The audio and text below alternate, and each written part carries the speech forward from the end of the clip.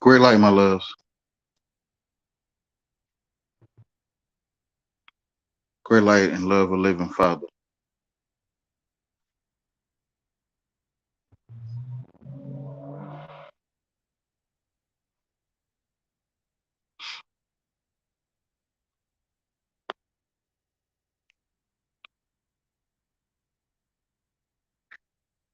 Y'all is here in truth from yourself.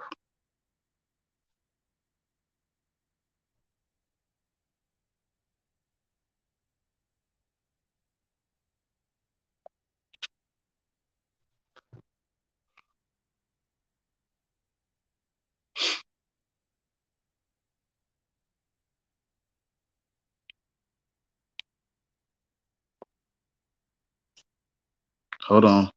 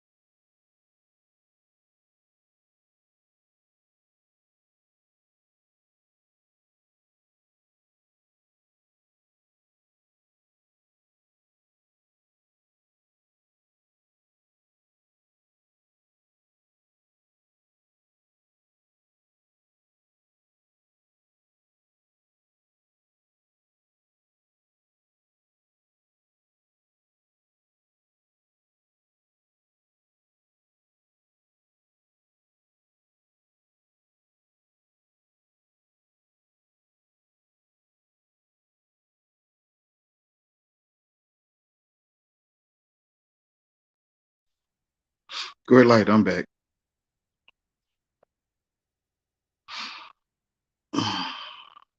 Let's say the father could never leave home. Um, when I say great light and love of living Father. Um, for Father to me is also if you've been following. I mean not following, but just checking in on your device to see what your device is. Um, the Father is, as far as my eye can see, it's also I throw my ball farther than you come. So Father to me, it's also Father. Father is Father.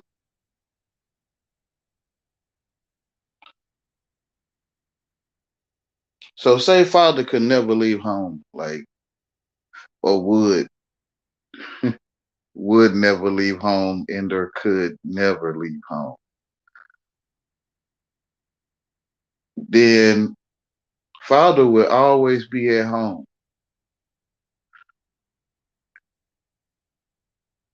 So the reason I feel that you that's watching or listening can hear me is because we in the temple.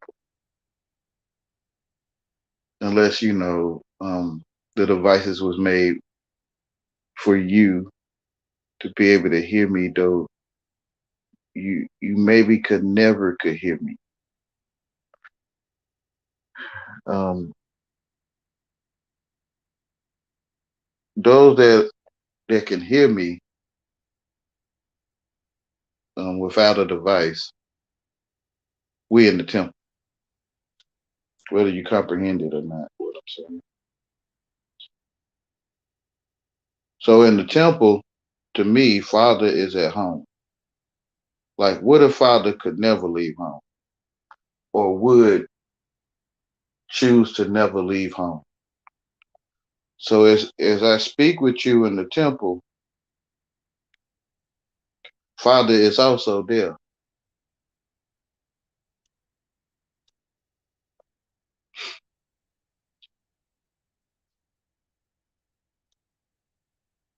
You say beginning in the beginning was the word, and we know that is word in the Hebrew.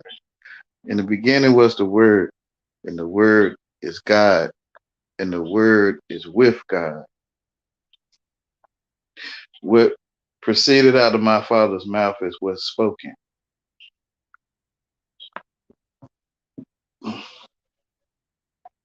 Before there was my eyesight, there was Father's word. Um, before my coming to what's called earth, that is his word, which is what I'm saying right now. Um, not your thought of what I'm saying, my thought of what I'm saying. Um, I think the whole time one would have to guess what I'm saying, period. Um, but what I mean by guess, one would have to go off their knowledge of what they know to tell themselves what I am saying. So I'm sharing what I am feeling in a way you might can feel with me, feel after me. Um, so where am I going with this? Like, what if father could not or would not leave home? And all one's life, father been sitting in the temple right there with you, like with me. Just like I could never leave home. Now what's home? Home is where one stands.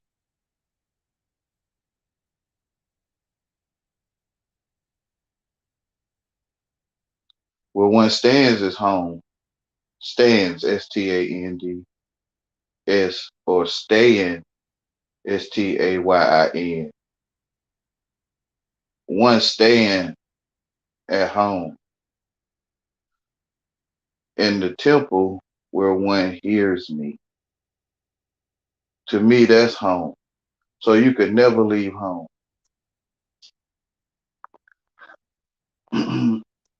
You could never leave home as the father would never leave home.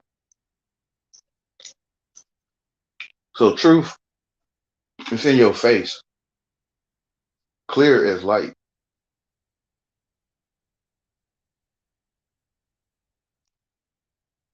And one is hidden truth from oneself.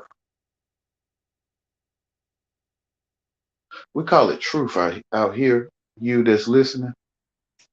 Out here, outside of you that's um, calculating, comprehending, or whatever to put together what I'm saying to you, with you, for you, or just something you think, something you hear. I mean,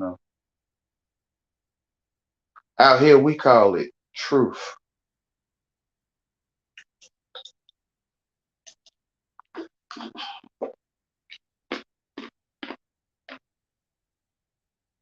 That was, we call it we call it what? We call it. We call it that, something. We call it over there. We call it, you can see it. We call it, did you see it? We call it, you did see it. Um, truth. That truth is in your face.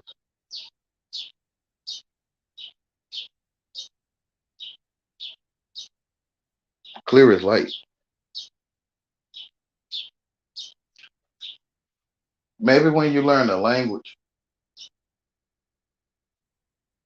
after you learn the language, you maybe feel a need to hear it in that language you think you comprehend, or you comprehend. You think like you thinking to fix you something to eat, or you're thinking about getting some extra tissue, when you use the store to buy tissue. Um, you think,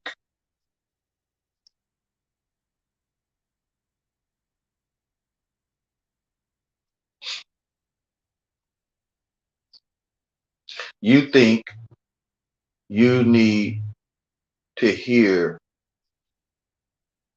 in the language you think you comprehend to know what out here we call truth.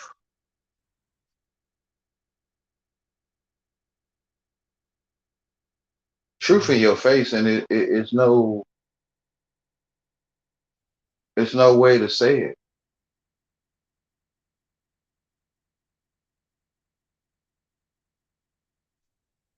unless you comprehend the language, and then one says it in that language you comprehend, but you already knew truth. You already know truth. I guess whoever says it's the most um had the most light shining on what they say is who most people move to comprehend. It seems because I'm the only one thinking to see. I feel people are moving to see who can say things in the brightest lights. Um, for, for example, the most articulate way of saying it, the coolest way, the hottest, the latest. So many ways of saying it. To feel that they are receiving it, to feel they are receiving. Um, I don't know. I feel like everyone seeks truth, right? Even the liar seeks to know what to lie about, right? Which is truth. Um, I feel no one can hide from truth, and no one can hide even though they're lying. It's true that they're lying, right? Um, so there's nowhere to go. So truth is love. Love is life, and life is eternal. Whom is or what is truth? Well, we call it out here. Um, what they call it out there for me to think I comprehend. They saying. Um, so one or ye has hidden truth from yourselves,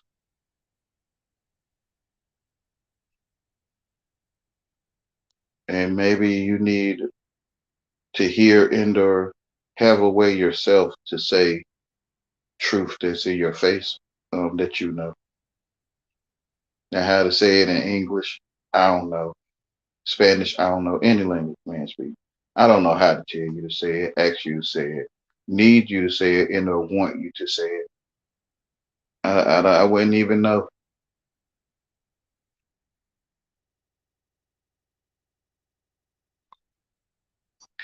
Um, Even if I spoke in Spanish, I'd still be saying the same thing.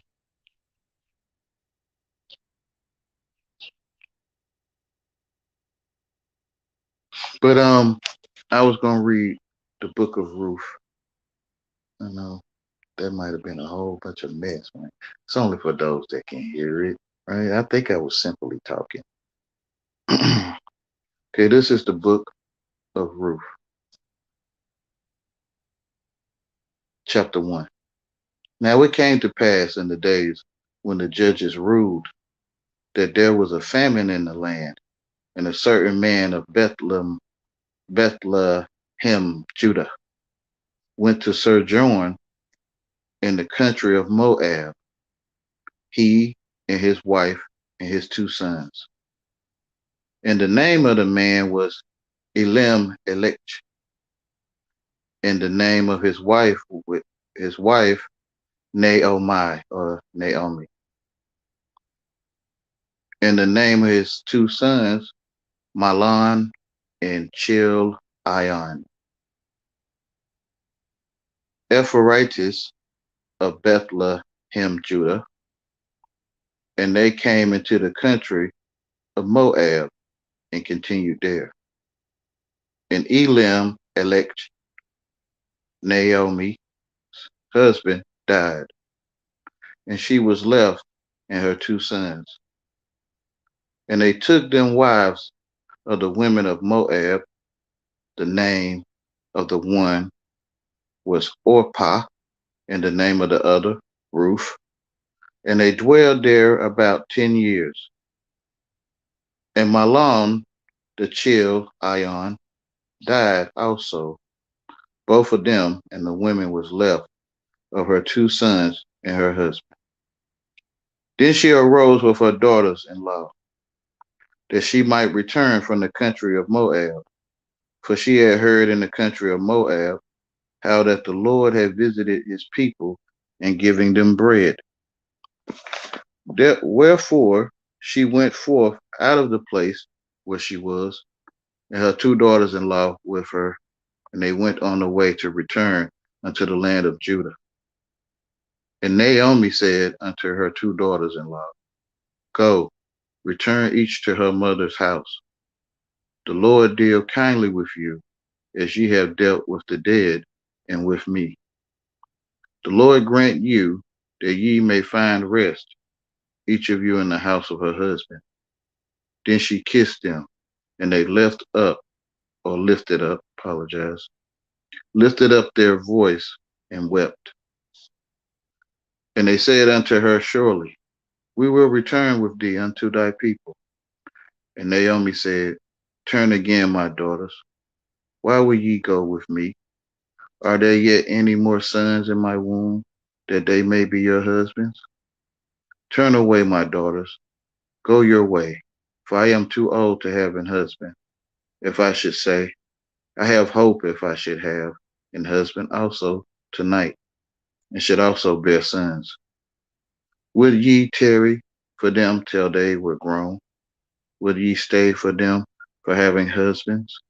Nay, my daughters, for it grieveth me much for your sakes that the hand of the Lord is going out against me. And they lifted up their voice and wept again.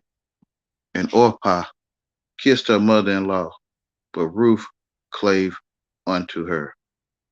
And she said, Behold, thy sisters-in-law is going back unto her people and unto her gods. Return thou after thy sister-in-law. And Ruth said, Entreat me not to leave thee, or to return from following after thee. For whither thou goest, I will go, and where thou lodgest, I will lodge.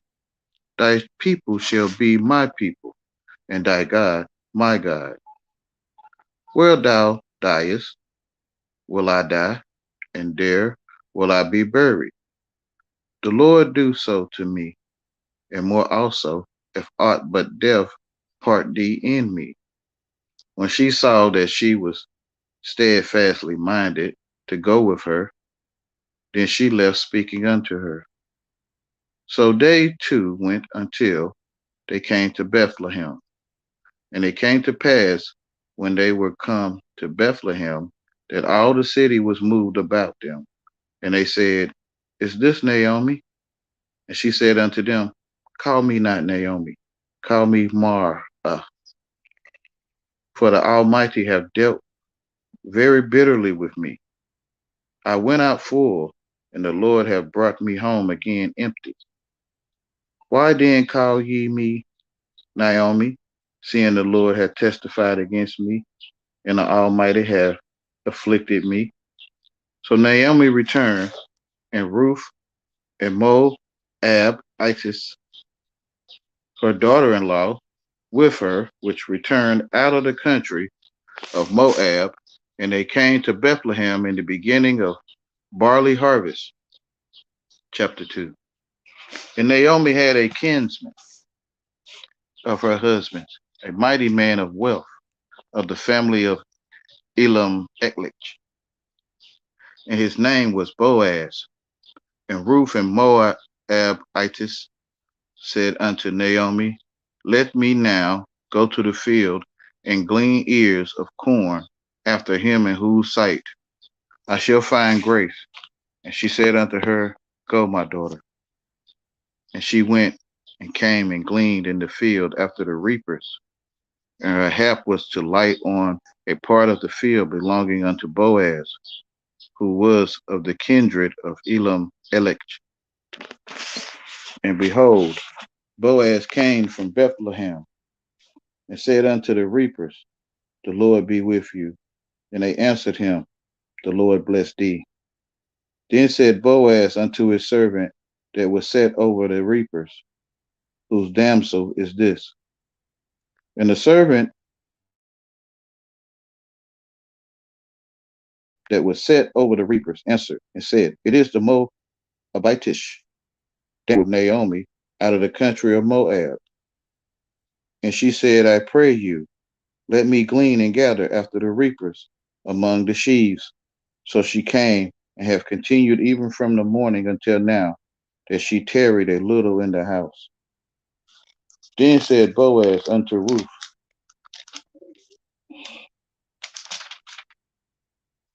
hearest thou not, my daughter? Go not to glean in another field, neither go from hence, but abide here fast by my maidens.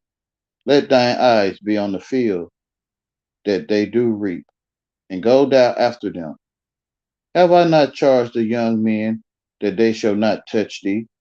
And when thou art at thirst, go into the vessels and drink of that which the young men have drawn. Then she fell on her face and bowed herself to the ground and said unto him, why have I found grace in thine eyes, that thou shouldst take knowledge of me, seeing I am a stranger?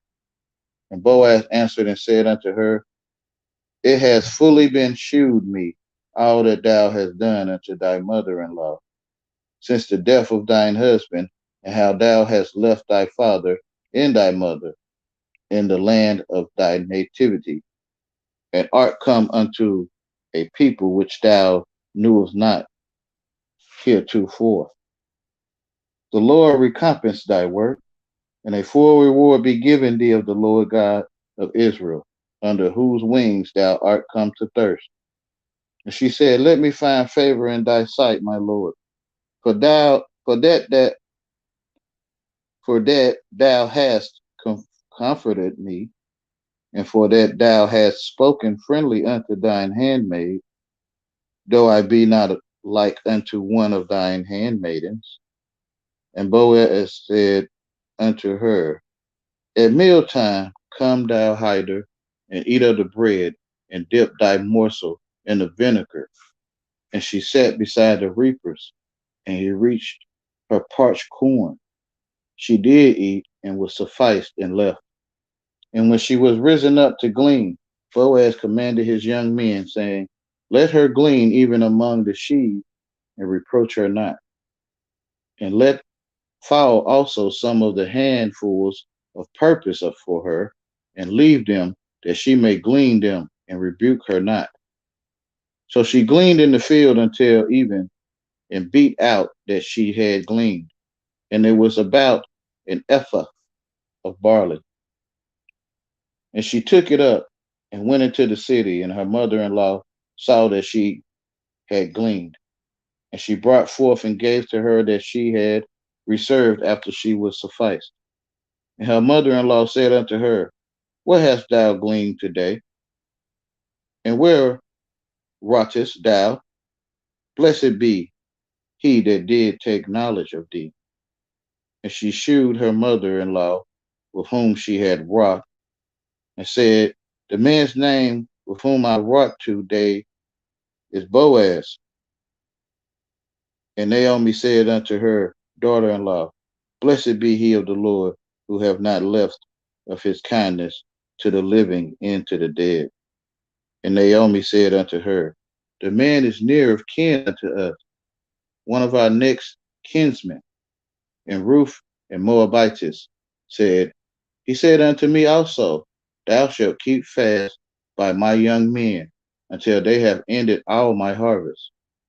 And Naomi said unto Ruth, her daughter-in-law, It is good, my daughter, that thou go out with his maidens, that they meet thee not in any other field. So she kept fast by the maidens of Boaz to glean unto thee end of barley harvest and of wheat harvest, and dwelt with her mother-in-law. Chapter 3. Then Naomi, her mother-in-law, said unto her, My daughter, shall I not seek rest for thee, that it may be well with thee?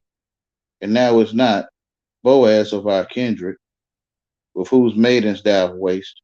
Behold, he winnoweth barley tonight in the threshing floor. Wash thyself, therefore, and anoint thee, and put thy raiment upon thee, and get thee down to the floor.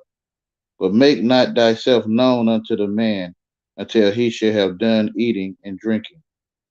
And it shall be when he lieth down that thou shalt mark the place where he shall lie, and thou shalt go in and uncover his feet and lay thee down, and he will tell thee what thou shalt do. And she said unto her, All that thou sayest unto me I will do. And she went down unto the floor, and did according to all that her mother-in-law bade her. And when Boaz had eaten and drunk, and his heart was merry, he went to lie down at the end of the heap of corn. And she came softly, and uncovered his feet, and laid her down. And it came to pass at midnight that the man was afraid, and turned himself, and behold, a woman lay at his feet. And he said, Who art thou? And she answered, I am Ruth, thine handmaid. Spread therefore thy skirt over thine handmaid, for thou art a near kinsman.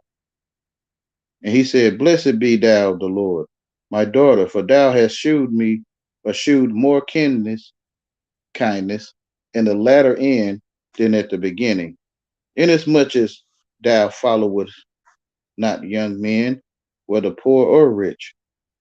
And now, my daughter, fear not. I will do to thee all that thou requirest. For all the city of my people doeth know that thou art a virtuous woman. And now it is true that I am thy near kinsman. Howbeit there is a kinsman nearer than I. Tarry this night, and it shall be in the morning that if he will perform unto thee the part of a kinsman, well, let him do the kinsman's part. But if he will not do the part of a kinsman to thee, then will I do the part of a kinsman to thee. As the Lord liveth, lie down until the morning. And she lay at his feet until the morning. And she rose up before one could know another. And he said, Let it not be known that a woman came into the floor. Also he said, Bring the veil that thou hast upon thee, and hold it. And when she held it, he measured 6 measures of barley, and laid it on her. And she went into the city. And when she came to her mother-in-law, she said, Who art thou, my daughter? And she told her all that the man had done to her. And she said, These 6 measures of barley gave he me. For he said to me, Go not empty unto thy mother-in-law. Then said she, Sit still, my daughter, until thou know how the matter will fall. For the man will not be in rest until he have finished the thing this day. Then, chapter 4. Then went Boaz up to the gate, and set him down there. And behold, the kinsmen of whom Boaz spake came by, unto whom he said, Ho, such a one, turn aside, sit down here. And he turned aside and sat down. And he took 10 men of the elders of the city and said, Sit ye down here. And they sat down. And he said unto the kinsman, Naomi, that is come again out of the country of Moab, selleth a parcel of land which was our brother Elimelech. And I thought to advertise thee, saying, buy it before the inhabitants and before the elders of my people. If thou wilt redeem it, redeem it. But if thou wilt not redeem it, then tell me, that I may know. For there is none to redeem it beside thee, and I am after thee. And he said, I will redeem it. Then said Boaz, what day thou buyest the field of the hand of Naomi? Thou must buy it also of Ruth and Moabitess, the wife of the dead, to raise up the name of the dead upon his inheritance. And the kinsman said, I cannot redeem it for myself, lest I mar mine own inheritance. Redeem thou my right to thyself, for I cannot redeem it. Now this was the manner in former time in Israel, concerning redeeming and concerning changing.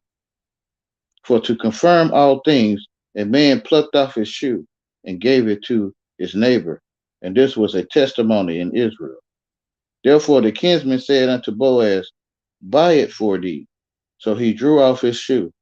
And Boaz said unto the elders and unto all the people, ye are witnesses this day that I have bought all that was Elimelech's, and all that was Chilion's, and Mahlon's of the hand of Naomi. Moreover, Ruth, the Moabitess, the wife of Mahlon, have I purchased to be my wife, to raise up the name of the dead upon his inheritance, that the name of the dead be not cut off from among his brethren. And from the gate of his place ye are witness this day. And all the people that were in the gate, and the elder said, woman that is come into thine house like Rachel and like Leah, which two did build the house of Israel, and do thou worthily in Ephratah, and be famous in Bethlehem, and let thy house be like the house of Pharez, whom Tamar bare unto Judah, of the seed which the Lord shall give thee of this young woman. So Boaz took Ruth, and she was his wife. And when he went in unto her, the Lord gave her conception, and she bare a son.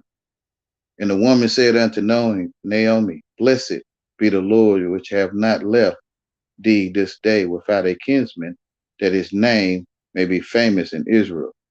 And he shall be unto thee a restorer of thy life, and a nourisher of thine old age. For thy daughter-in-law, which loveth thee, which is better to thee than 7 sons, have borne him.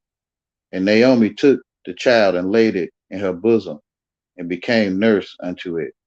And the woman, her neighbors, gave it a name, saying, there is a son born to Naomi. And they called his name Obed. He is the father of Jesse, and father of David. Now these are the generations of Pharez. Pharez begat Hezron, and Hezron begat Ram, or Ram. And Ram begat Aminadab, and Aminadab begat Nahshon, and Nahshon begat Solomon, and Solomon begat Boaz, and Boaz begat Obed, and Obed begat Jesse, and Jesse begat David. So what I feel, the truth, which is T Ruth.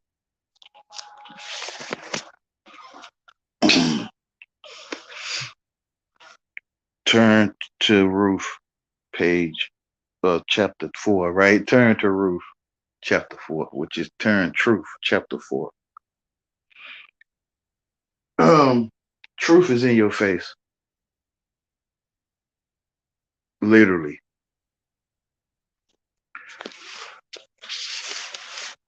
So in chapter 4, verse 13, it says, so Boaz took Ruth, which I feel is truth, and she was his wife, which is in your face.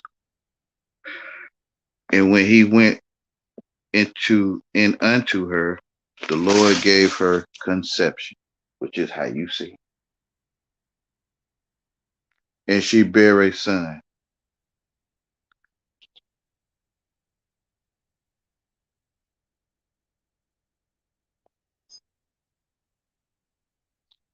whose name called is Obed.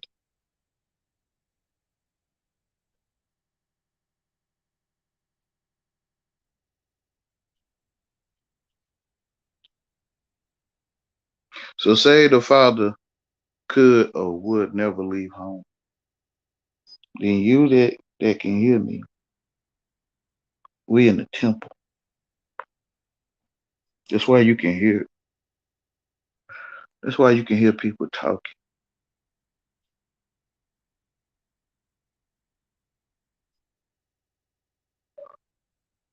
What they call the Last Supper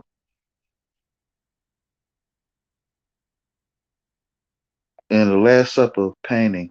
It is paint. It's no one outside the temple. There's no one outside the temple. So we all are in the temple. If you can hear someone talking, it's because it's coming from inside you. And because you're in the temple with them. That's why you can hear me talking. That's why I can hear you talk. If we wasn't in the temple, we wouldn't be able to hear each other. Period.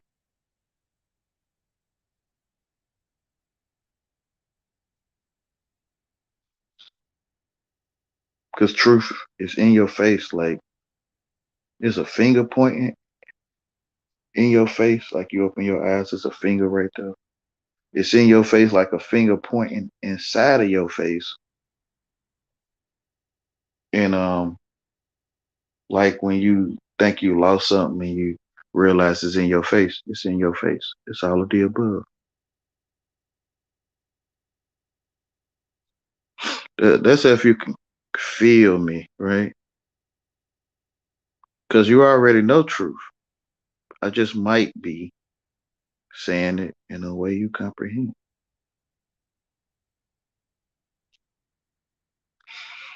Whoever got the most lights, the loudest speaker, I guess, the most colors, it's like who most people draw to say something to them that they already know.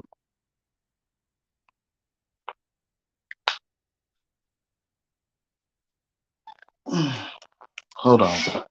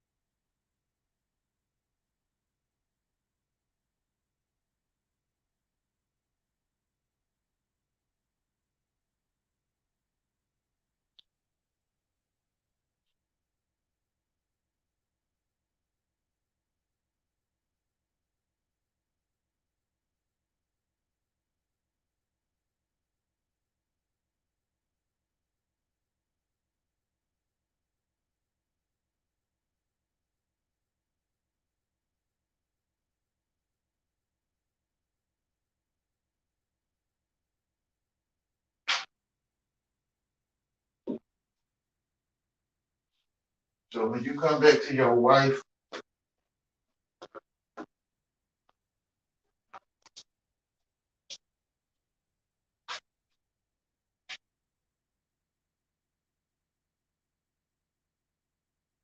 when you come back to your wife and you have a marriage with where you stand, you'll give birth to a child.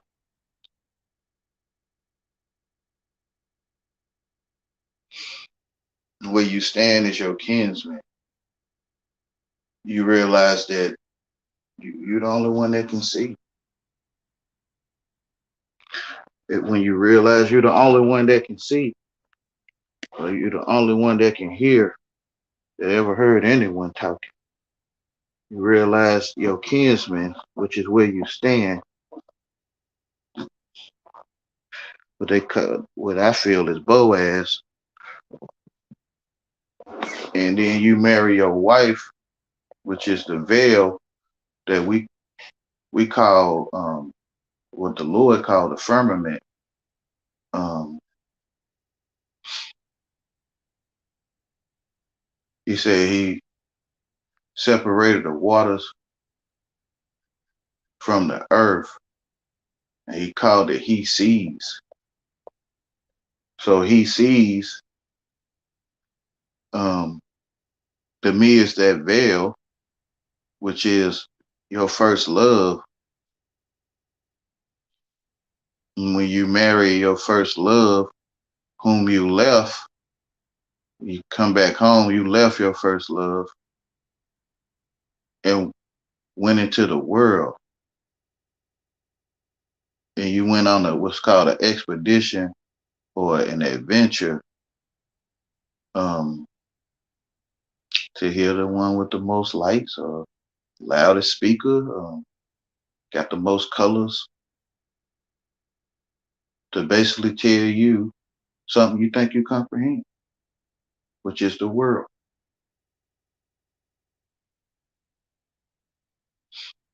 So you do a figure eight, you do a figure eight back to where you stand,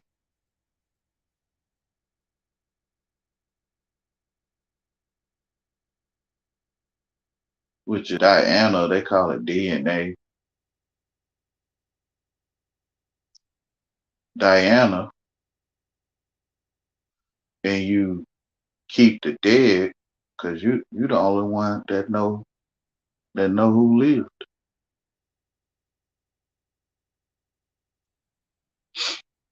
for sure.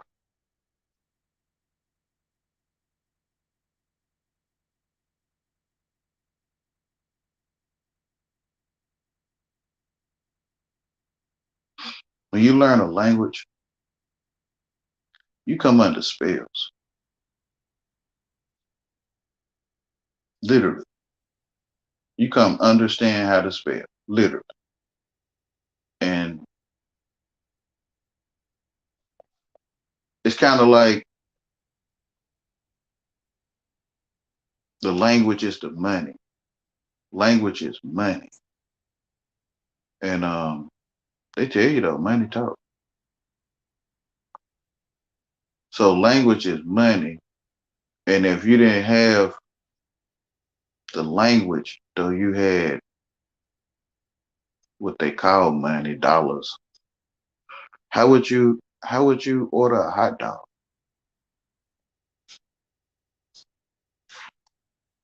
How would you order a hot dog and you don't have the language, but you got like $500, whatever, buy 100 hot dogs or whatever. How would you do it without the language?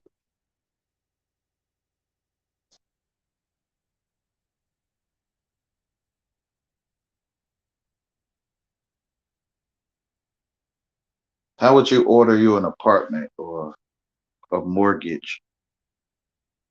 How would you order a car? How would you have anything of the world without language? So the language is money, but it's the root of all evil. And you already know truth.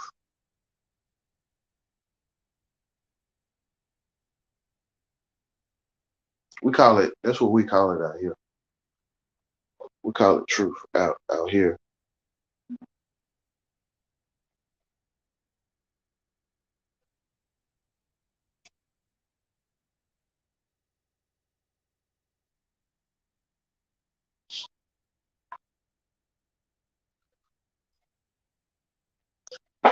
I love y'all.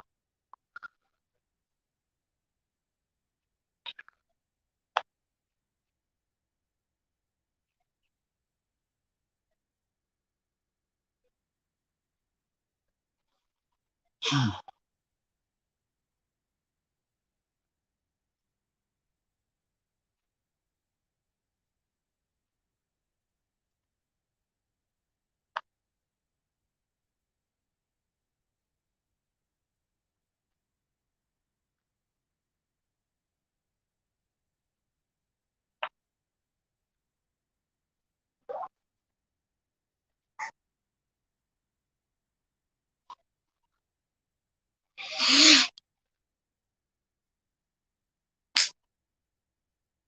say, come back home to where you stand. Or no man can utter it.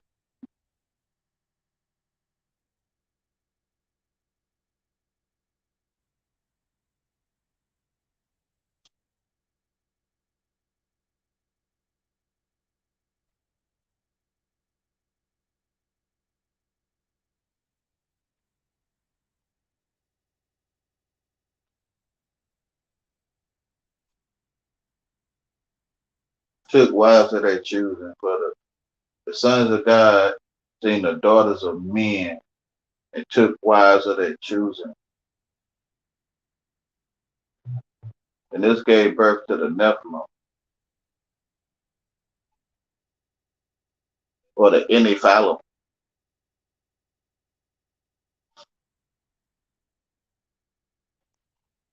Inephile. So when the sons of God seen the daughters of man, which is um like a job, what you want to be when you grow up, that's a wife. Um, Going after success in any business, that's a wife. Um, Saving up for, I don't know, $100 pair of shoes, maybe 200 when you really can't afford it, or you can. That's a wife.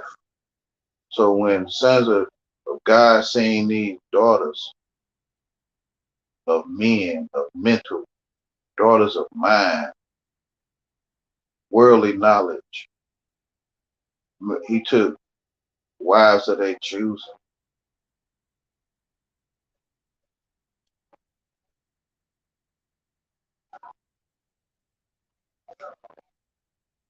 Like what I wanted to be when I grew up, I didn't ever know. Didn't never feel right with none of this stuff to me. Um,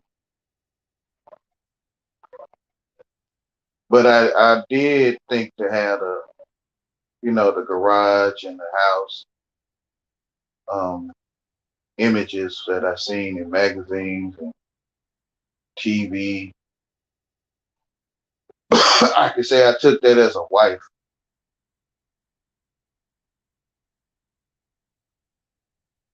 but I guess I didn't because he told me I didn't. Well, I did, but I didn't bear children, right? So I didn't bear children with the wife I took.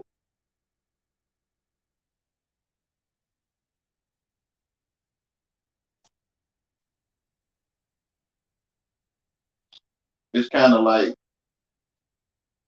in that movie Django, where the Samuel L. Jackson guy um, was the guess you could say the master of the house, and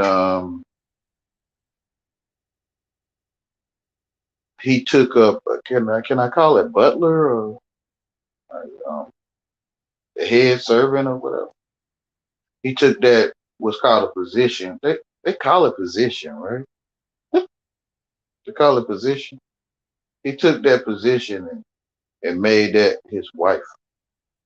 So when he made that position his wife, um, head servant, or to me the master of the house, he was acting the master of the house. He had children, which is he had to bear to take care of the whole house.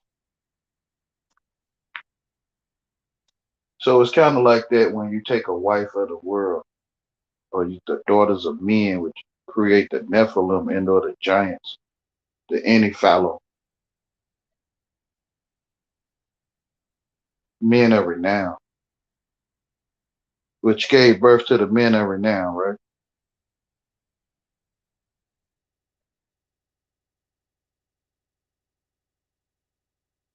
Gave birth to the Nephilim, who were the men of.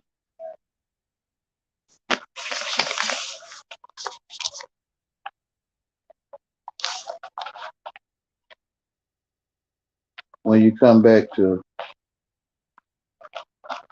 well, how can I say come back to you? Like, you might not even know what gone is. Not saying you don't know what it is, but you might can't feel what being gone is, right? Because to me, it was you or me that told myself whatever anyone is saying, period, like, period. I told myself what anyone's saying. Genesis 6, chapter Genesis chapter 6, verse 2. Well, I'm gonna start with 1. And it came to pass when men began to multiply on the face of the earth, and the daughters were born unto them, that the sons of God saw the daughters of men, that they were fair.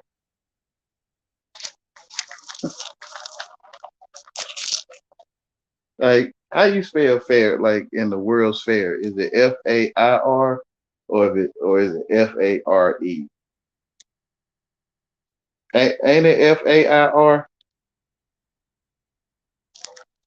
Like you go to the fair, they got the merry-go-round and all that stuff, cotton candy. You know what I'm talking about? Okay, let me start over again, y'all. I apologize. Just try to keep people in on because it's there, right? But I told myself with fair is, now you can tell me no, Wayne, it means that they were beautiful. Well, some people would think that that place to get on them rides is beautiful. Like people get on her and ride. I mean, to me, it's a same thing, same thing. But yeah, but they know they mean fair, like she was equal thinking, equal minded, or something like she provided a fair share of her life. Okay, I still see the same thing because it's me telling myself with anything any of y'all saying. Period. Genesis chapter 6, verse 1. And it came to pass when men began to multiply on the face of the earth, and daughters were born unto them, that the sons of God saw the daughters of men, that they were fair, and they took them wives of all which they chose. And the Lord God said, my spirit shall not always strive with man, for that he also is flesh, yet his days shall be 120 years. There were giants in the earth in those days, and also after that, when the sons of God came in unto the daughters of men, and they bare children to them, the same became mighty men, which were of old, men of renown. And God saw that the wickedness of man was great in the earth, and that every imagination of the thought of his heart was only evil continually, which is what I feel I see. I can't say what you see that, right? Which is what I feel I see going on with the world. By man taking wives, first you gotta come understand of a language. You gotta come understanding a language, which is to me, you eating from the tree of the knowledge of good and evil, which is through language. I feel because I'm the only one thinking, right? That I know of. That can say you are thinking also. I don't want to talk like I'm all that and stuff, but depends on how you see all that, right? Because I'm telling myself what all that is, period. Um, But your feeling of all that, I don't know what it is. It just seems out there that like some people get frustrated because somebody all that or something. I don't know. They get weird acting or something. I don't know. But I'm the only one telling myself what's weird, right? Um, I don't know. But not that what you feel. Like all that on my table, um, I got it at home with me. Well, you learn to talk like this. Like, okay, let me keep going. Where was I? They ate from the tree of the knowledge of good and evil, which is language, um, and the root of evil, right? Which is someone can talk to you and you can feel good, and someone can talk to you and they can sound, evil. Where you can discern or comprehend that that's what's being said. So when you eat from that tree, um, you go to sleep from truth that's in your face. Don't look at the sun, you'll go blind. But they could be talking about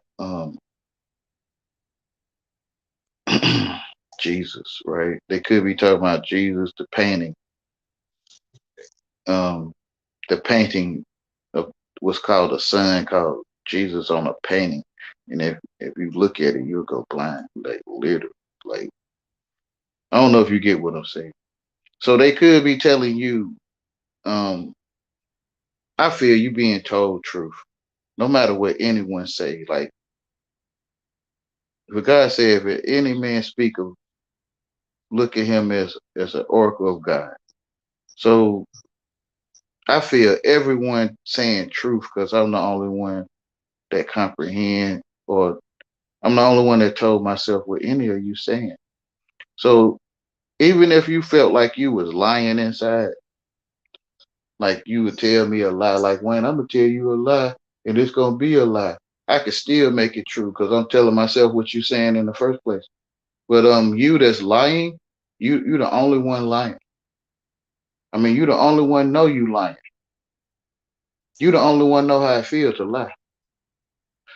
Or I am. I'm the only one that know how it feels to lie. So you can't lie to me unless I tell myself what you're saying is a lie. Everything is true. It's all in how you perceive it, I guess, because it was you that's telling yourself anything anyone saying. Period. Even if they point to the countertop and say that's a spatula, it's still to me. It's still you telling yourself that's a spatula.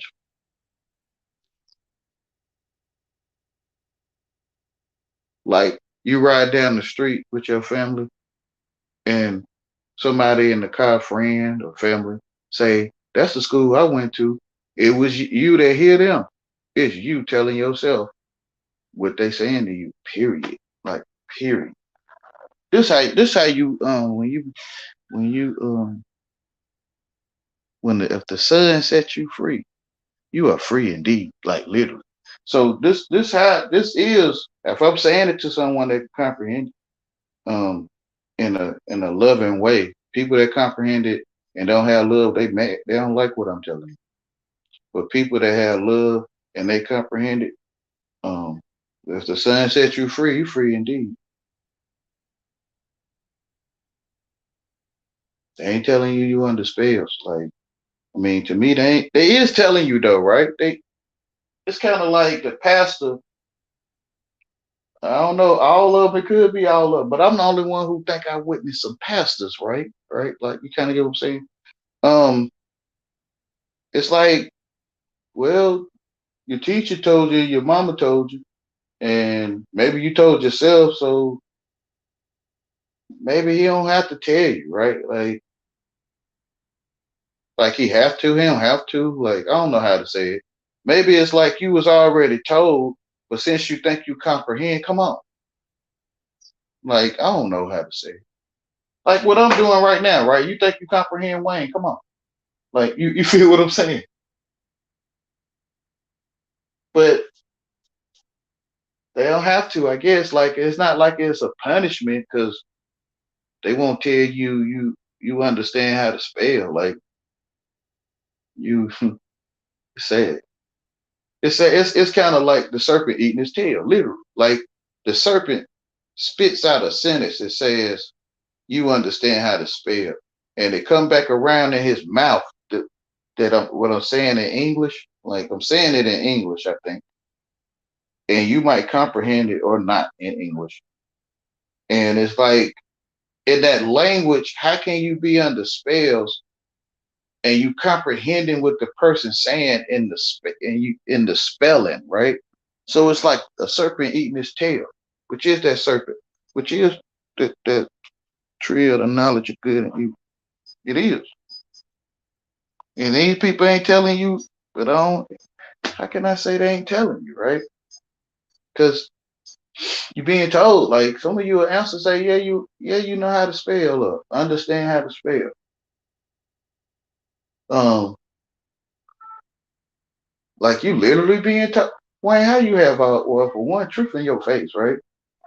And when you accept it, when you accept truth, that you might not know what not one person saying on the inside of themselves ever, um, and that you're the only one that can hear us talking. Well, I'm the only one that can hear y'all talking, right? Or not. Um, you can't help but to realize I was me. I was the only one under spells, or I'm the only one under spells. That's probably why y'all looking at me like I'm crazy. Oh yeah, Wayne.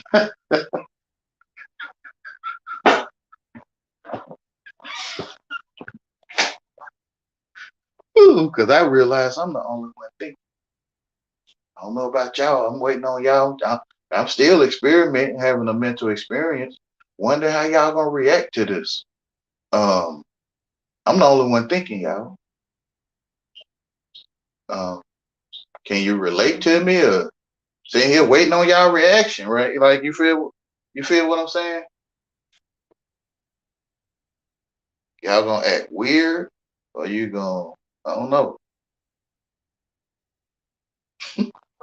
You with me or against me? I don't know. Are you the only one that's thinking? I mean, I'm the only one thinking to ask you that. So yeah, the straight and narrow path is lame. Right? How you can say that, Wayne? What is lame?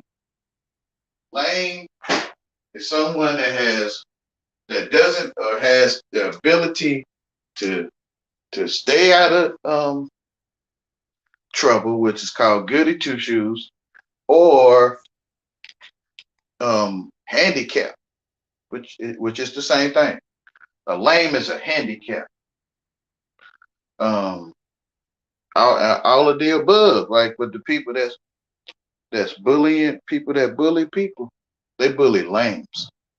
Y'all know this stuff. Y'all know it. And they bully handicapped people, but it's so funny to y'all that's watching that you don't ever bully people, but you watch. Some of you feel sad you don't like it, and a whole bunch of you laugh.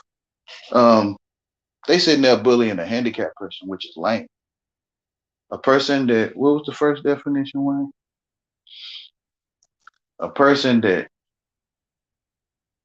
don't do things. Um, they don't do things to get in trouble. Like they something called a goody two shoes or something. I know people know what I'm talking about. They just people want to act like it ain't there. They're just for the meek shall inherit the earth, and the lames will be the one that be able to tell it.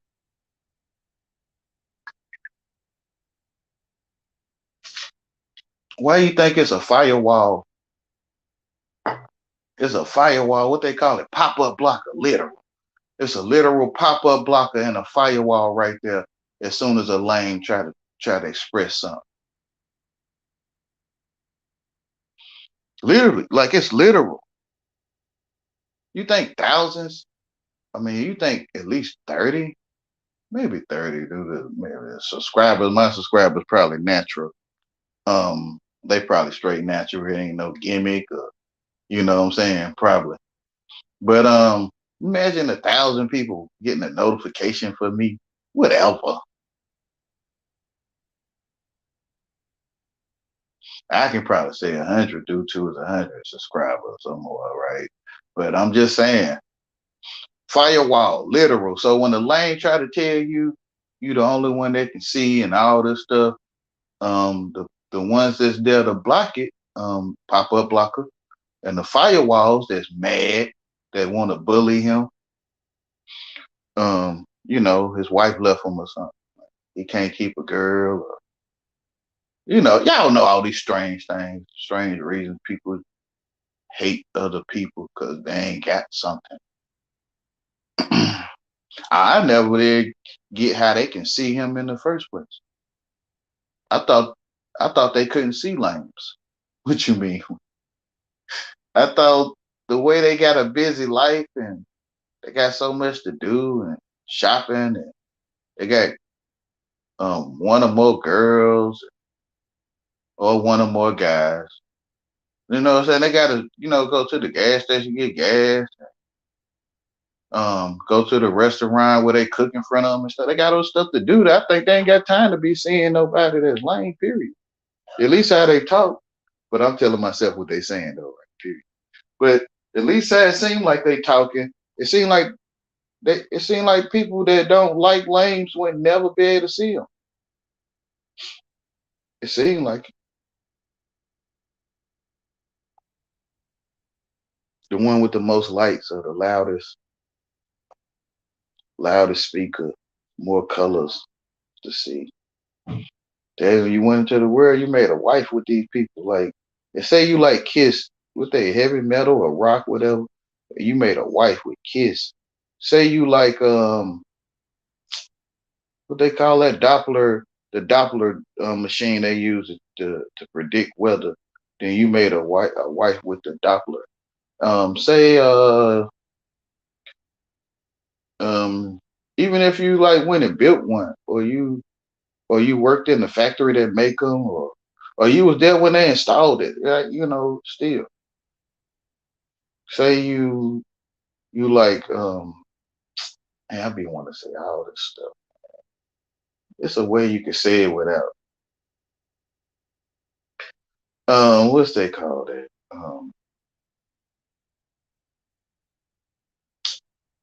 Fair,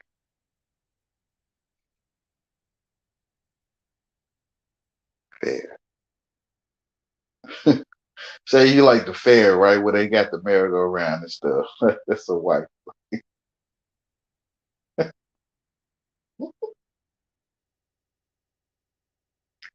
Oh man, when you lame and people be getting mad at you all your life for just talking, and you really ain't gotten that form like on that level. But to them, people that know how to find lames, they know how to somehow they know how to catch them every time. Man, how you know, Wayne? Because I'm one of them. Like I think I know, but at a time in my life, I was like, I think I'm the lame down, like right, like you feel what I'm saying? But nah, I know now. Shoot, man, people learn how to manhunt, right? Literally in broad daylight, like literally. Sad. It's kind of like dog eat dog cannibalism. Cain and Abel, right? Cannibal, cannibal, right? It's Cain and Abel, and and people be eating you, but I know most people probably don't get it though. Hunting you, like literally, like when you ain't lame, you probably don't know what I'm talking about. But you don't sit there and watched it, whatever, y'all. Yeah, I wonder, can you imagine how it is for that person that got bullied, took your lunch money, took him, how it is for him all his life? Because he lame. y'all, it's like that all his life, which is my chosen, right? Which is my people, the chosen ones, the ones y'all sitting back just watching, or you involved with bullying them or instigating them and hyping them up to want to join, and you know what I'm saying, the one that go to prison ain't supposed to be in there.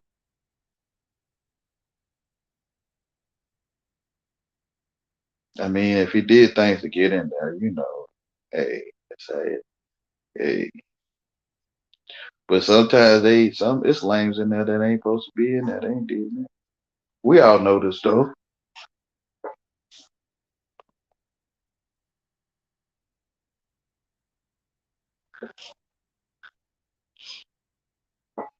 Mm. And I think everyone is.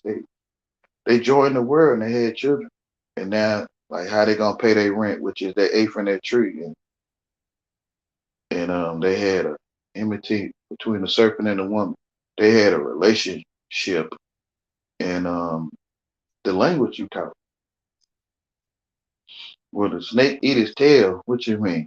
You know how a snake or a lizard, the tail break off and they grow another one? Yeah. So you can go from Z back to let's say M or N, and that tail that broke off, that piece broke off, so you got A through L. You got A through L, and the tail broke off, which is M through Z. Um, and then it'll grow back, which is us talking, which is also that tail in your mouth, right? The serpent eating his tail for the head, for the for the seed of the woman would crush the head of the serpent. I can see it, y'all. For one, you got to see you under spells, man. I'm telling you, like first you got to see you under spells, and then realize that you the only one telling yourself what anyone saying. Period. And then when you realize that, you realize you ain't never wrong when you telling truth in your life. You ain't gonna never be wrong. You ain't gonna never be lying again. If you did lie, you won't even lie no more because you're the only one that know. Even if they see, let me see, how can I say this? Even if they seen you digging up your nose, right? Like you got to keep it almost like Sesame Street. The people can take stuff you say and use it against you. But even if you dig up your nose, like don't nobody know how it feels to you. Even if they see you do it, like your shame will go away because that's where you went to sleep in the first place. When you start feeling shame, you had eaten from the tree of the knowledge of good and evil. You found out you was naked. I mean, who told you? Most people don't want to stand up and face it, but I know. But who told you was stupid? For example, like who told you was impoverished? Who told you was rich? Who told you was naked? Who told you your mind was naked and you stupid? Um, who told you that?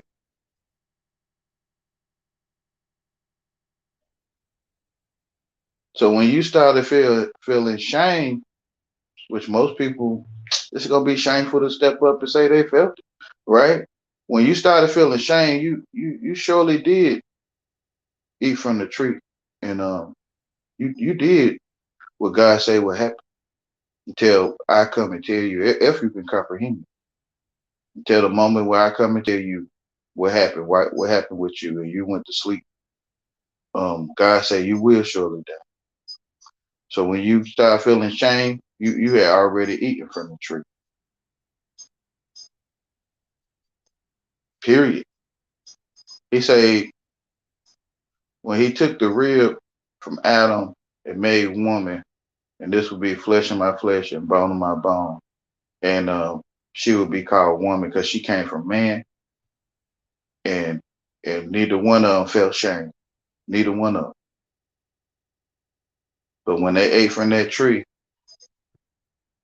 they surely did die, and they felt shame, and they covered themselves with fig leaves, like they figured they mind, they judge, they raiment, not judgment, but the judgment gonna go on in your mind, literally.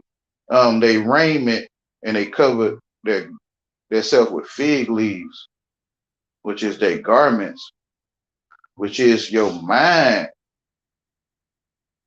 and you covered your mind with things um that feel shameful to you,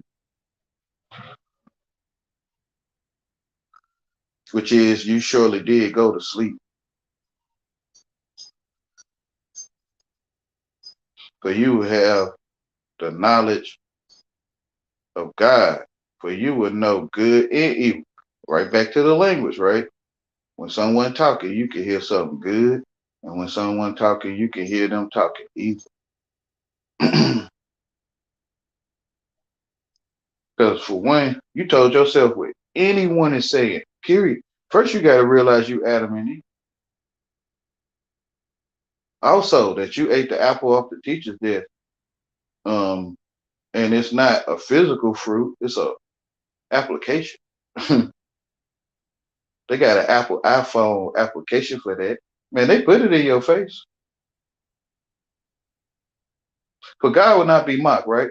For Most High Father, He will place truth there, and then when you come back around and thinking they give what they call it, to give the devil too much credit, with all the credits at the end of all them movies. Um, and you realize that prophecy being fulfilled, and it was already written. So you ate the application, which is an apple, which is an app for that, and you went to sleep. Just like who the fairest of them all, the fairest of them all, um, on the wall, the fairest of them all, for they took wives of they choosing, for they was fair, right? But God will not be mocked. So, which is prophecy being fulfilled, because the way that the evil one get off is by just straight telling you, in the fairy tale, um, who's the fairest of them all, and they give you that magic application to eat, and you bite into that application, and you go to sleep, which is you will surely, what God said you will surely do, what the Father said you will surely do, and then you still get talked to, or Adam and Eve was still being spoken to by the Father. Um, he was still being spoken to by the word of God, and in the garden in the coolness of the day. And you can still hear him um, talking to you. Because what if Father never left home, or would never leave, or could never leave home? Which is how you hear me. If you can hear me talking, we in the temple. Unless the device was made for, certain entities to be able to hear me. Because without the device, they can't hear me. You that can hear me, we in the temple. So Father never left home, just like you could never leave home. You could never be homeless if you in truth. When you in the world, you gave that material object a place you call home, which is you home. You're the only one thinking all your life.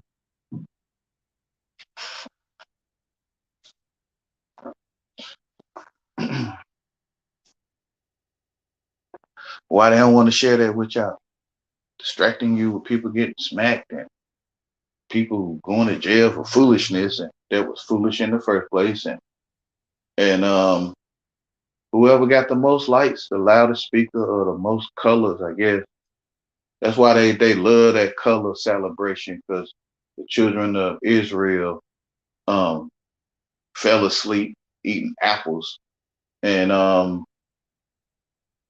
and these dang on colors like Skittles, they love. Every Skittle tastes the same to me anyway, and they think that because it's green, the Skittle gonna taste different from the purple one. They think that. Mine screwing you. Like every Starburst tastes the same, all of them. Um, but because of the color, you think it tastes like something different, and they know that this stuff is magic on your mind. Children of Israel, they know this magic on your mind.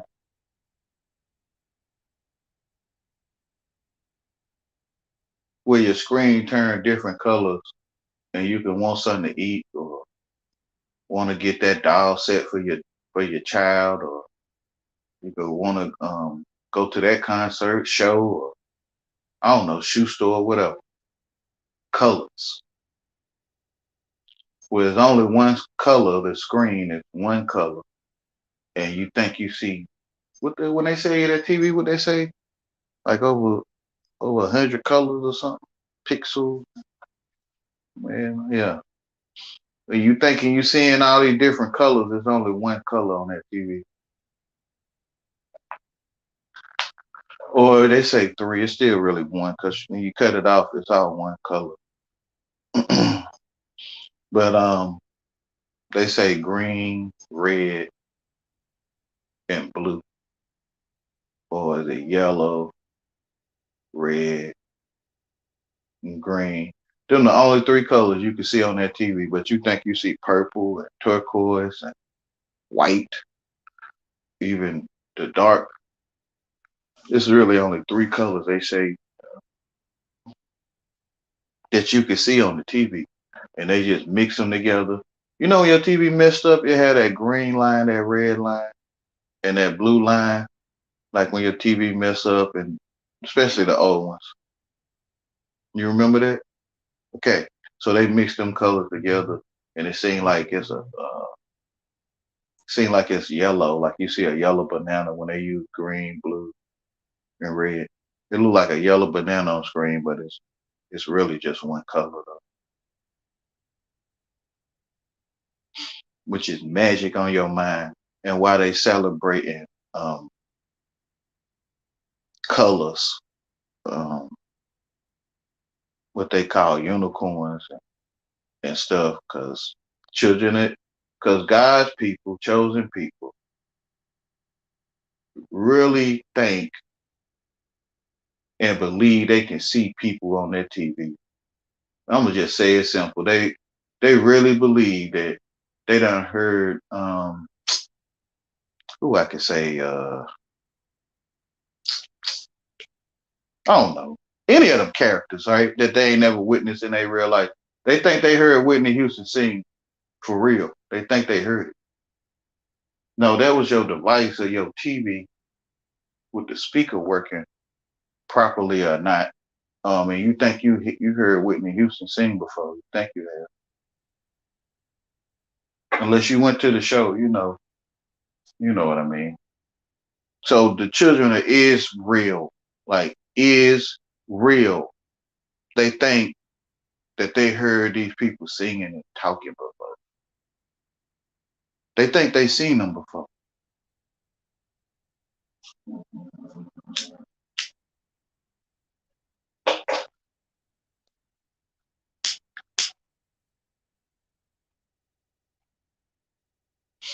Just what when you trying to show them the secret of magic. The secret of magic is you.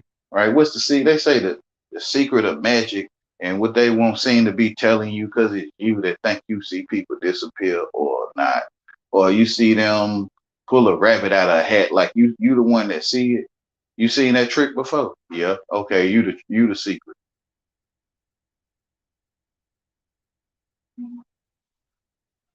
The one that think they comprehend stuff, spelling words, which is magic, right? Comprehend people spelling is magic. You the secret.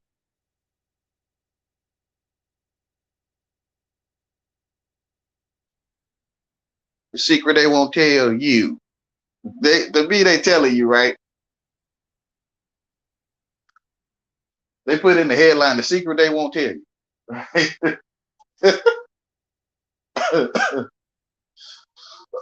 Like you can want something, like you can want a new haircut. Like the secret they won't tell you. Who knows what people saying to you? And so they telling you that you is the secret, the one that think they see the woman get cut in half on the magic stage, and the one that think they see the person disappear, the one that think they see they pull the quarter out of their ear or whatever, the one that think they see that stuff. You the secret.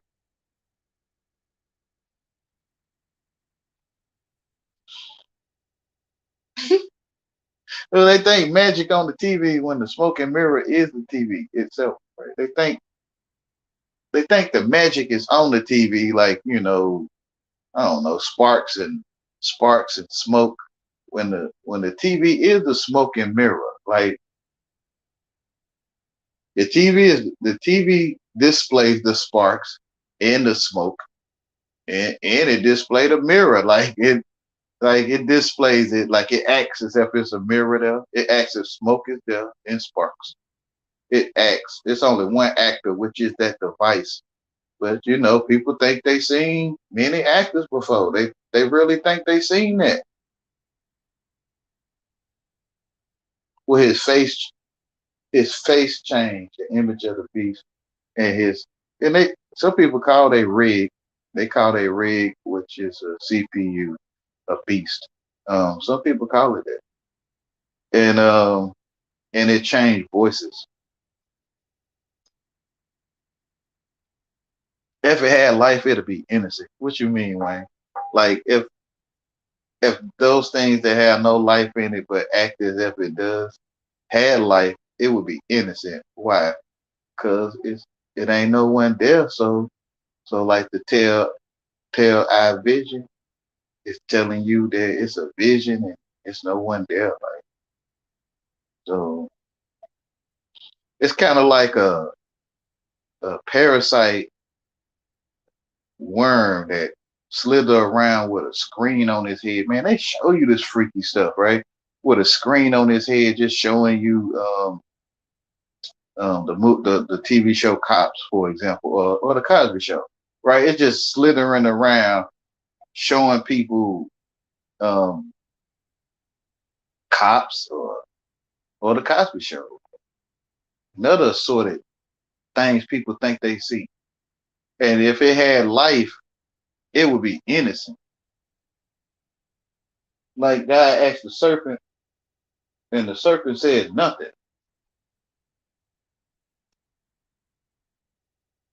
The adder, they got ads for those apps, and it's an adder in your phone that allow the ads to be presented, or your device. Even on the TV, they call them commercials. They got an adder, which is a snake. Man, this stuff in your face, man.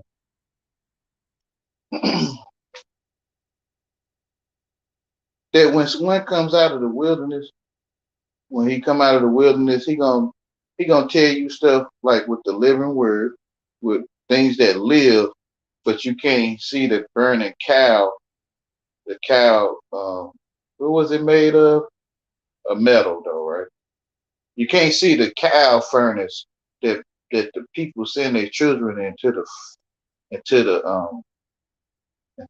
that cow, and you can't see it because you educated to think you on that old McDonald's had a farm side, like, and of course on the farm he had a cow. You know what I'm saying? And but your mind can't see the mechanical cow, but they tell you about the cash cow and money talk, right? So um, you can't see that cow that all the children go in there and feed on the udders, what they call them things on the cow, udders, and you can't. It's hard to see it when you in the world when you the one sending them. It's hard to see it. We don't call it that. We call it the edge. You know.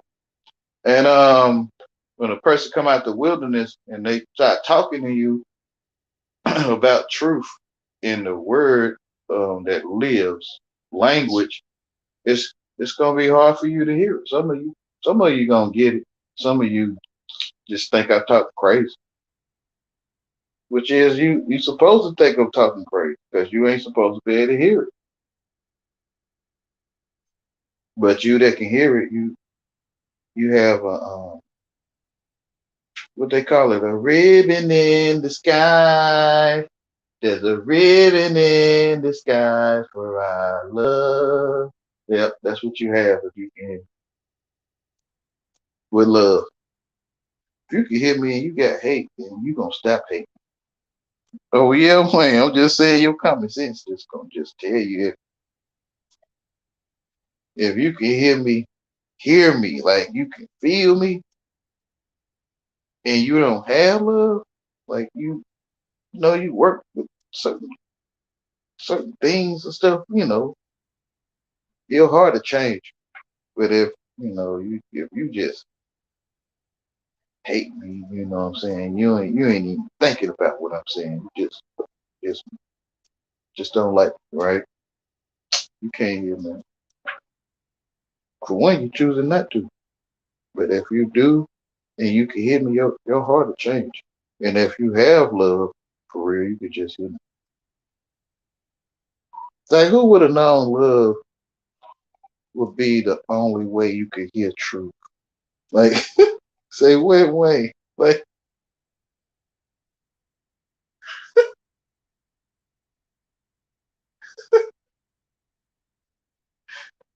oh man. Like for real truth, like cause the world's so hyped up on their fantasies and they dice rolling and my turn, your turn, who turn, and all that. It don't have time to sit there and think about truth. Mm, you know, you look, you can see the love of people's hearts being broken, but they call it cool or something. They call it the sisters. I think they would call it. They want a bad man or something. They call it. Um, it's all kind of different stuff they call it. But heartbreaking. Don't let no man and don't let no woman. You know all that Jerry Springer foolishness. I don't know how so many people say all this foolish, man. I don't know how many. Like it's almost like the elect of God, God, the Most High Father, Creator of all elect. Um, it's like they went for the foolishness. Even the elect, like He deceived the whole earth, even the elect, right? And it's like the ones that, and it's like it's another section that is just sheep, the lamb, right? The sheep that David watch over. It's like they just feeding in the field, following the shepherd,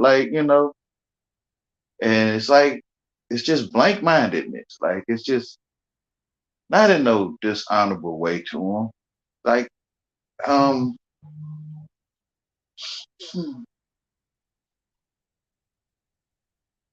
I don't know. Cause the world, man, I tell you, well, they on so many levels and they claim it. They on so many levels that boy, it's sad the way the way people hear stuff. They it's sad. Um, but even the elect was deceived by Satan, right? Like you I guess that's why you talk that.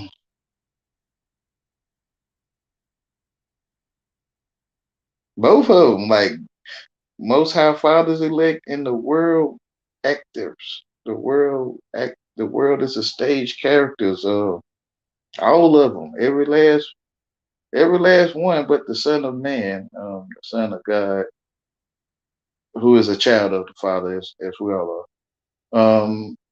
Only He could not be deceived. Um,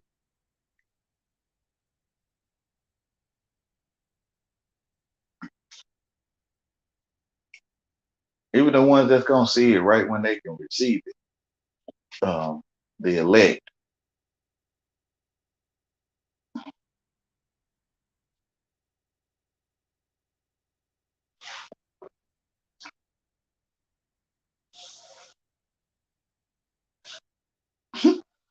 You find out that greater is He in you than He is in the world. It's literal. Um,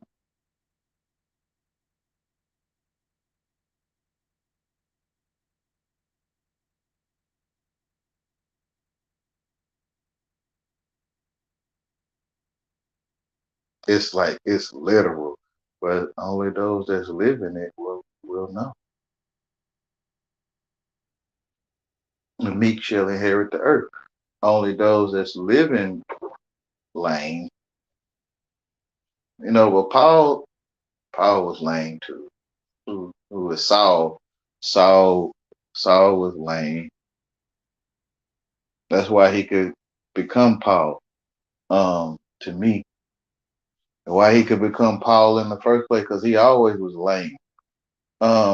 But only lames, in the sense that they like goody two shoes. Saul wasn't a goody two shoe. I know that's what people gonna say. Well, no, I'm just saying though. He became one. Oh yeah,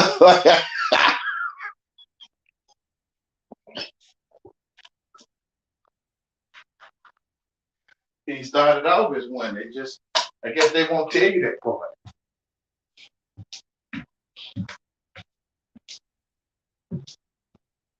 It's sad that when the lanes don't be the one that can tell the truth. Hey,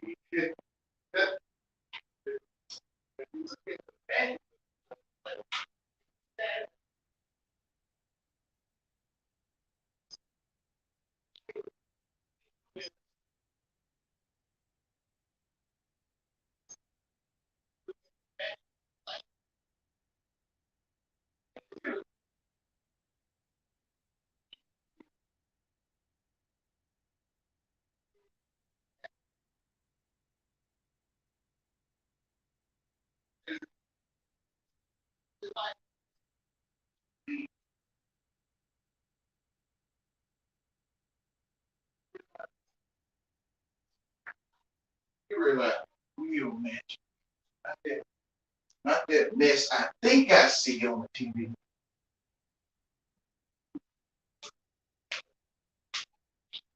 or that what I seen on stage. I think I did see that lady disappear. Right? It's still like that's just that's just some.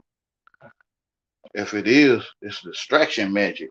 You realize when you under spells, you like you realize what real magic is, if you can call it that.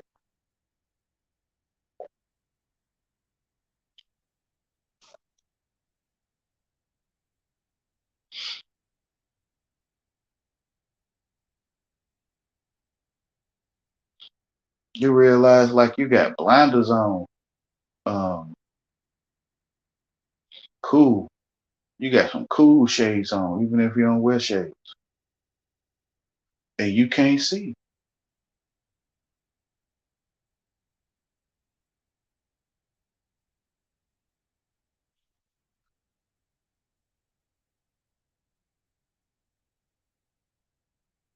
How you know? Cause I'm you.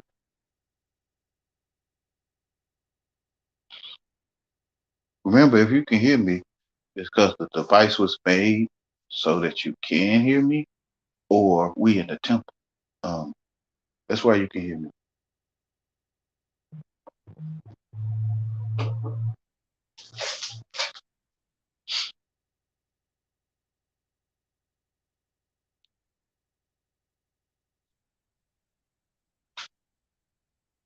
Because some people can't hear me, even if I was, if it's such a thing. Even if I was right there, standing right there, they can't hear me. If it's such a thing, right? Um, that they needed a device to be able to hear me talk.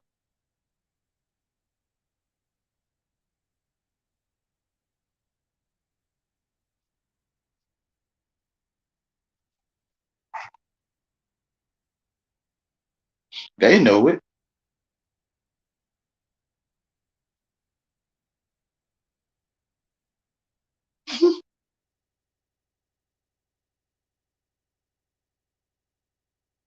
So much, so little. So much to say, so little to say.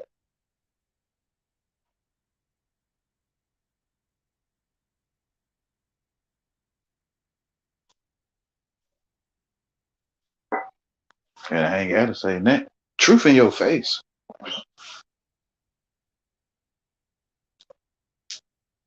Wayne. Yep.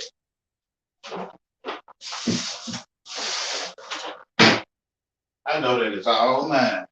Like it's a gold mine. It's like that what's on the table is mine. And it's the same thing as my mind think is on the table. Um, Same thing.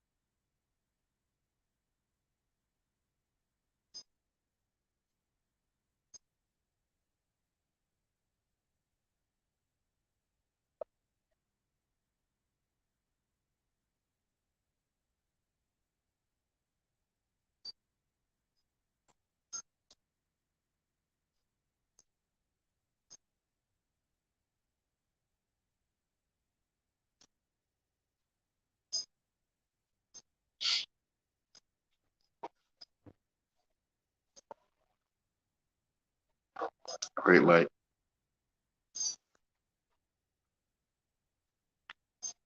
Just sitting here talking to myself.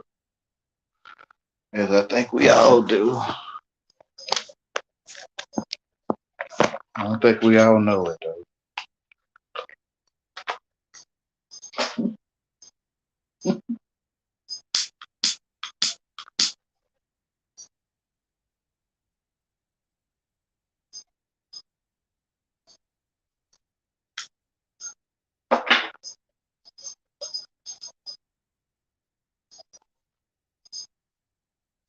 A lot of things funny, man. That's when I was on other people's panel, man. It was so funny. It was,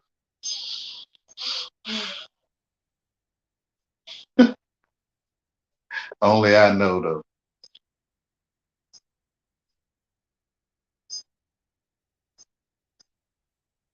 Oh man, it was always something.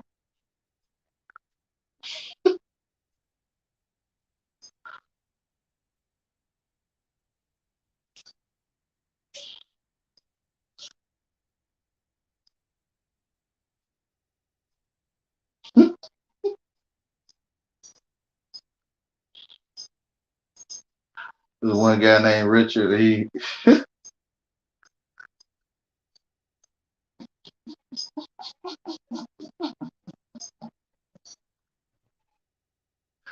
oh man, thank you, oh great one, thank you for your guidance. Yeah, fear of the Most High Father is the first step to knowledge. It truly is. Even though you might not feel that's what it is. When you're trying to stay in love, and they call it goody two shoes, you don't want to do. Not what you trying to be without blemish. I say train. Um, it's that you fear God. It's that you feel the Father. You don't you do your best not to do things that you don't want done to yourself, to others. You try your best to be true and stay in love. That's when you want to stay in love is when you realize the evil one, he roaming like a lion seeking who to devour. Literally, like he roaming the whole land, like everyone becoming don't care us and don't give a F us.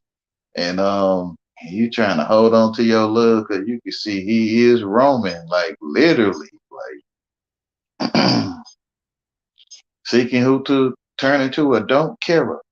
And you realize like some kind of pestilence. You realize what pestilence really is. And you realize a pestilence going around and you trying your best to stay healed, which is staying in love, period, which is fear of God. The Most High Father, the Great One, creator of all, um, that has life.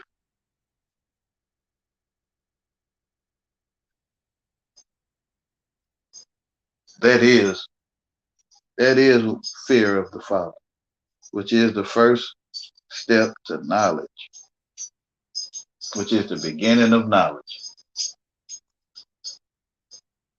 Telling you, it's true. The only way to get in is love, pure love. But the lock will keep you out. Well, your key don't work. It's kind of like your key got bent. Well, yeah, I guess you could say bent. You can't make a curved man straight. Um, but your key get bent up or something, and it don't work on that lock, or like you scraped it on the whenever you go on lunch break, you be scraping your keys on the brick wall when you lean on it. And one day you scrape your key to where it didn't match up with the lock no more. Like love, your love key, like you scratched it up or you bent it, and you can't. I mean, I'm just being honest with you. You can't. You cannot get through the yolk of the egg if you hate. You just can't.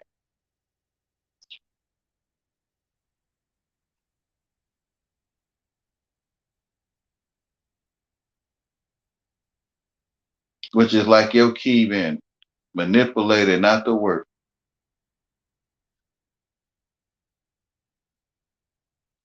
Love, which you came with. Most of us find out what how the world is and how people is, and you change your mind.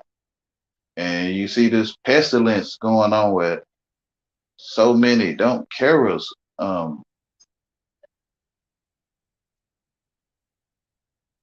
So many people become dope carers. Don't give a, you know, don't give a curse. They call it DAMN. They don't give a curse, and they don't give a if you seek you shall find, and they don't care, which is pestilence. With whom is that lions? That one is seeking who to devour, but he know his time is short. That's what I'm saying. It's going on in your face, literally. If you don't know a language, you can see. You always can see it.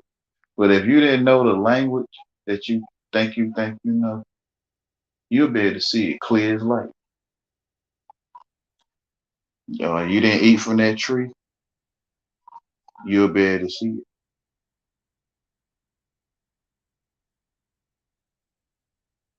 because it's truly in your face.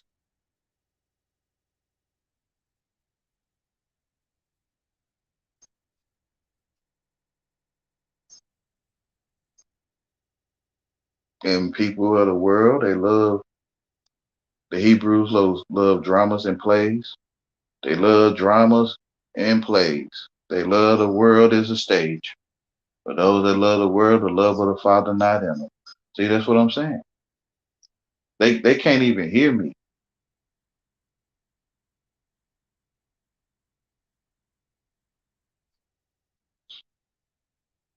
friends to the world, enemies of God. So when your key done been altered, which is love, it's lame. It's lame to love a brother or a sister um, that that do you wrong,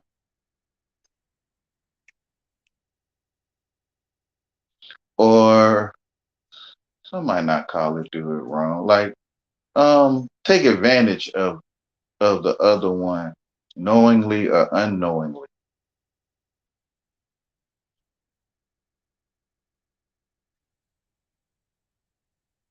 Like it's lame to continue loving them.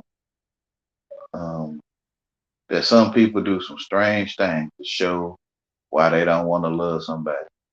Like some people will leave dollars on the table for the person they think that's taking stuff that don't belong to them, and they'll leave something on the table on purpose for that purpose, just so they can um be a don't care. I mean, so they can validate they don't care. They already don't care to set the dollars on the table to do that in the first place. To make they don't care and I guess valid epidemic. I mean influ influence influence influence influence. Mm.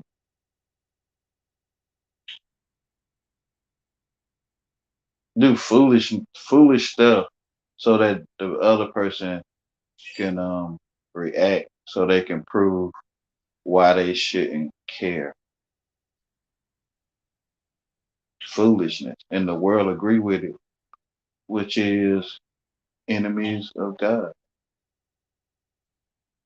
Then it's gonna be crying and gnashing teeth.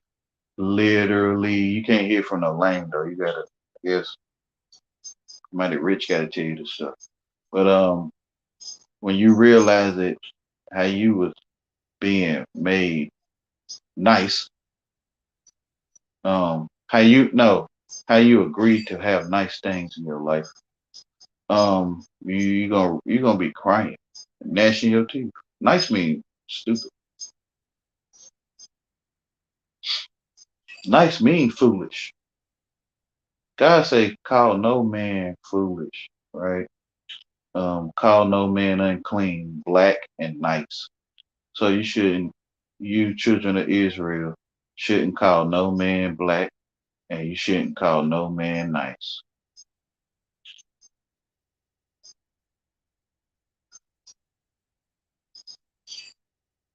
which is foolish, and black is unclean.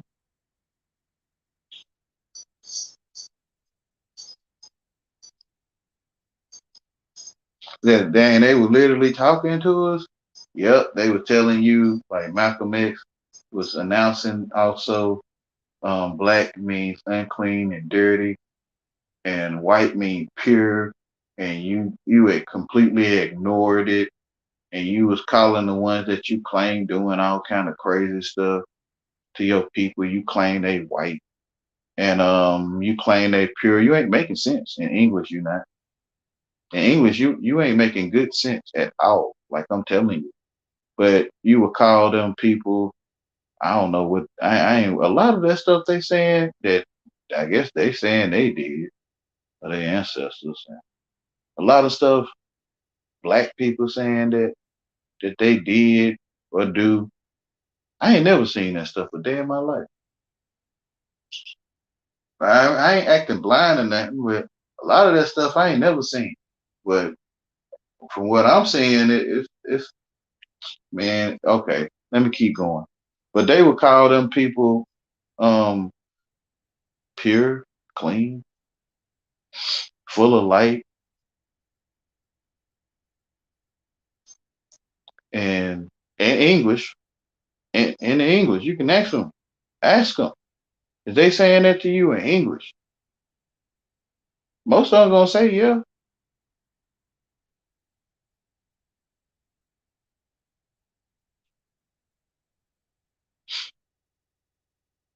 You realize you might not, man, you don't know what nobody talking, man. Like, you don't even know what I'm talking. Like, you don't know what no one talking. You telling yourself what anyone saying, period, the whole time. This how you wake up. This real awakening. Like realizing you understand how to spell is the awakening. Like, dang, you was asleep. Like you was asleep under spell. I mean, understanding how to spell. Like you ate from that tree, you ate that apple, and you surely did go to sleep. Mm.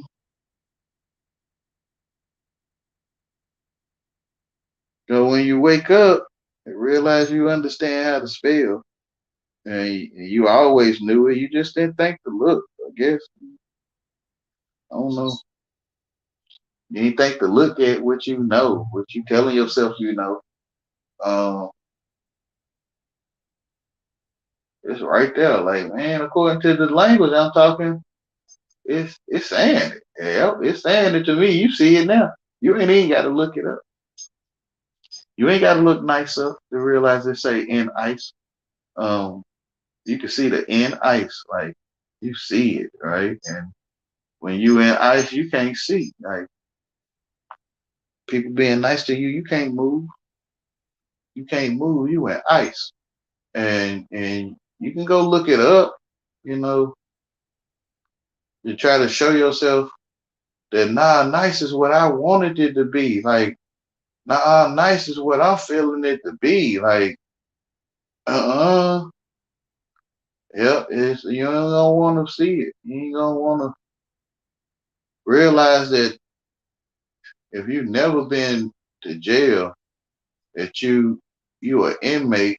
When you go to school, you are inmate. You don't want to realize, or you will realize, the inmate is two or more people that use the same door to enter or exit, and you realize that dang, like you ain't think it was you that um, ate the apple on the teacher's desk anyway.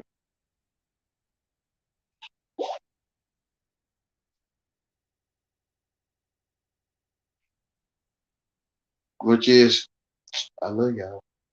You're gonna be crying and gnashing your teeth.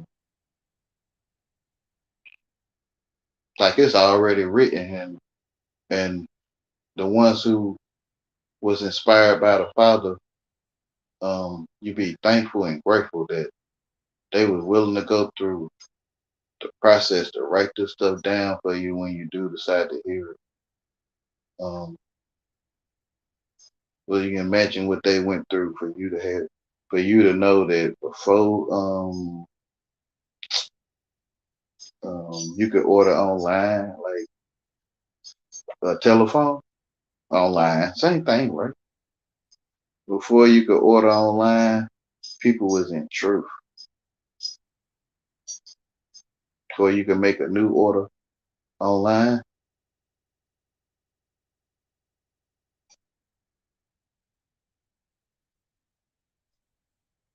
before you start eating what they call spaghettios, alphabet soup, before you start eating that stuff, where you can make orders online in the first place. Yeah, yo.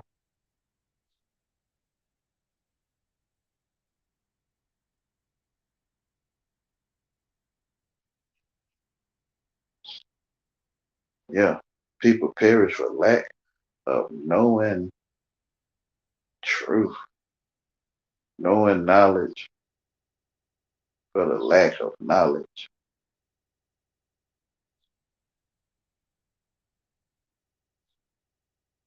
knowing the ledge, how far they can see, for lacking how they see.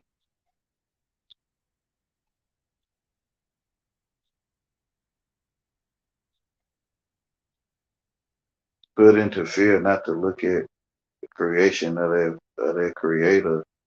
Um, they can't look at the sun, they go blind. But they might be talking about that paper though, that paint. You look at that paint and you go blind too. Oh yeah, yep. You look at that painting, you start wondering who this person is. Your family got hanging up everywhere. Who is that? And you start learning. That I guess you start telling yourself they saying that's Jesus, and you're telling yourself, oh, okay. So you got now you say they got Jesus paintings all around my family's home, um, but then again they hide it in magazines and stuff, right? Not hide it. They don't really present it as much as you see, I guess, on documentaries and churches, I guess. And some people's homes, like it's in all their family members' homes. And you're like, who is this person in our family that everybody got a picture of, but they don't talk about? I mean, they do talk about Jesus, but that's a painting, though, right? When you look at that painting, you go blind. You look at the sun above your head, you go blind. But it ain't the kind of blind. It's the same kind of blind when you look at that painting. It's the same kind. I mean, it's the living kind, though. It's the living go blindness of lies. Like you go blind to the lies you gonna tell yourself. What you mean, Wayne? Like what you one of them is the lie that I wanted to tell myself is that the earth revolves around the sun and it's six more planets or however many, eight more planets out there roaming around, and that's the lie I'm about to tell myself. But when I done looked at the sun, so I went blind to that the earth don't go around the sun. Uh, the sun go around you, right? Like what you mean? Like when you realize truth, and as far as your eye can see, like you think, let's say, what's two states that's beside each other? Um, Florida and Atlanta, right? So you or the next county over, period. Like right. So the sun go down in like two counties that way. Like what you really see, um, and the world talking about, nah, it go way down in California. Like like where they telling you though, right? But it go way down, it go down over California, then it go on the other side of the earth. And I'm like, man, the sun go down in your face, bro. Like what you really see for real. Like you'll go blind. Like you look at the sun, you'll go blind. Like they telling you, you'll go blind too. You about to tell yourself a bunch of lies. Like literally. Like you'll go blind to all the stuff you think people telling you. Um, that the sun following you just like you see when you on that highway and you see the sun coming with you in the moon, in the clouds, and you see all that stuff following you and the clouds that was like, let me see, in the next county, oh, let's lose Florida and Georgia, right? Like Florida and Georgia, and you see them same clouds from Florida when you ride from Florida to Georgia, them same clouds right there. Like it's like you ain't went nowhere. Like you can see it. You'll go blind to the lies you're gonna be about to tell yourself.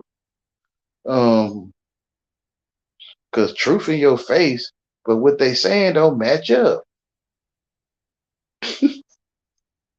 I mean, it do. You telling yourself what they saying in the first place. Period.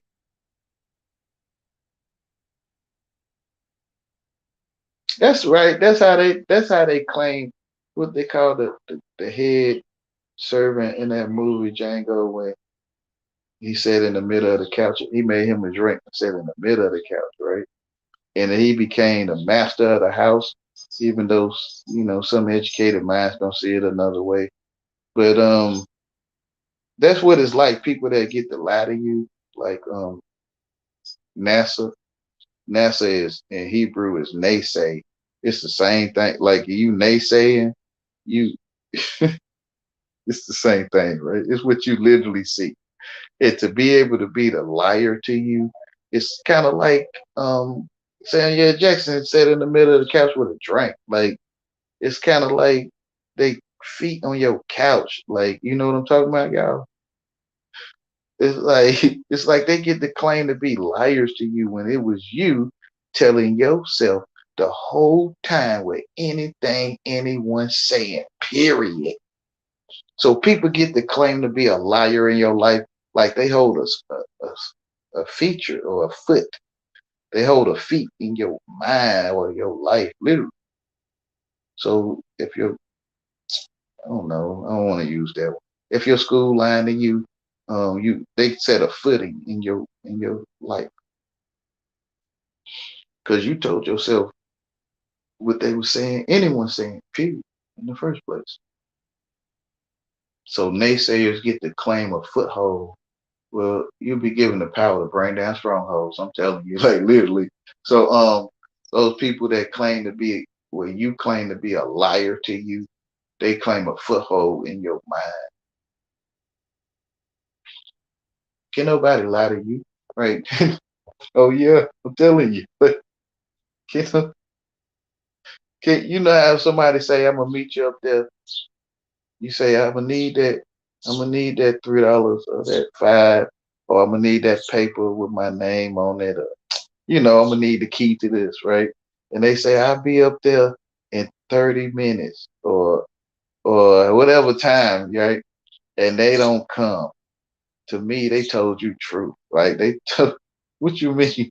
Telling you what's happening is true. And that's what they told you. Nah, they said 30 minutes and I ain't see them at all. But they said 30 minutes and I stood there for 30 times 3 more minutes. And I'm telling you, when they didn't come, that was true. They told you. Like they can't lie to you. Like, the boyfriend or the girlfriend say they ain't gonna do something called cheating no more. And they still do it. To me, they told you. What you mean? They said they weren't gonna do it no more. I started preparing this and preparing us to be this and that, and they still did it. I'm telling you, they told you that they still did it. What you mean? Can't nobody lie to you. Like they take a foothold in your life. This why women, man, y'all. This why we the way we is, cause we let people take a foothold in our life, and they got some kind of strong, which is a stronghold in our mind by becoming someone called a liar to us. When it was you telling yourself with anyone saying, period. So I think you can't be lied to. I think like they were telling you they're gonna teach you how to spell. Like, I mean, like I don't know how to say it, but I don't know how to say it. It was another one where it's like you could take it one way and you would think you was lied to, but like, nah, it's right there. I didn't do it, right? You know how when a person say, I didn't do that, right? You intend to do stuff sometimes when you meant to do it, you intend to. And they didn't, right? Like they could say they didn't. I don't know if people get it though. They could be saying to you they did do it, but you think you hear them lying to you. You think you hear a lie. Like you telling me no, you did not do it. Because I'm telling myself what did not mean. And they like I didn't do it. Like they say I keep telling you, like which telling you, man, you could take almost, I want to say almost, but it's some crazy stuff people saying, where you can start getting put on lists and stuff, right? But almost anything people say, man, you can make it true. Telling you. Well, Wayne, how can you make um the earth go around the sun true and you feel it's not true? Okay. How could I make the earth going around the sun true and I feel it's not? Okay. See, but I'm the only one thinking, and I know it's gonna be hard for you that's giving me this question you feel I can't answer to try not to go off the path of the answer, right? I know it, right? It only makes sense the way we is with each other. Well, of course, Wayne. Yeah, you already know. Yeah, I do. But I'm appear to be going off of that path, right? Like, but I'm really trying to tell you what I feel is it can be said true. Okay, you know how, and I can't say you know how. I know how. No, I can't even say I'm guessing how they show me the paintings and the videos of of the painting called Earth and the video of the painting, same thing, right? Called Earth, and it's called to be claimed to be spoken as if this painting is going that way or that way around what they say called the sun in the painting or the video. And I say it's true that they trying to show you that. Like I'm telling you, like it's like no way they ain't the answer. Way how can you make it true? Like I mean, it's what I'm saying is it's true that it's paint seem to be moving that way around the other part of the paint. Um, they call it Earth. I know, man. Most people ain't gonna get it. Most people ain't gonna get it.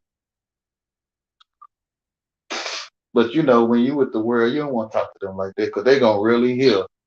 They gonna really hear you agree with this unless you can explain it to where it makes sense. Like 1 plus 1 is 45, and so you know people say make it make sense, right? Like 1 plus 1 is 45, right? Wayne, I'm telling you, some educated minds, the world gonna be like, you can't be doing this. Like, you know, you're gonna be probably some people, children could watch this, see you telling them 1 plus 1 is 45, and everyone know it's two. But I think the original 1 plus 1, even through an educational standard that um our mama plus our daddy equals me or you, like the letter U, and you turn it on the side, it's a two. So 45 is 4 plus 5, which is 9 months in your mama, equals you, which is two. 1 plus 1 is 45. But I know most people ain't gonna get it.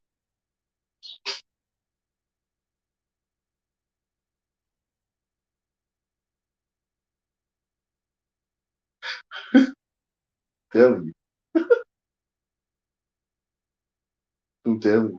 Like in house, Wayne, Wayne, 45, you know, well, I can show you another way.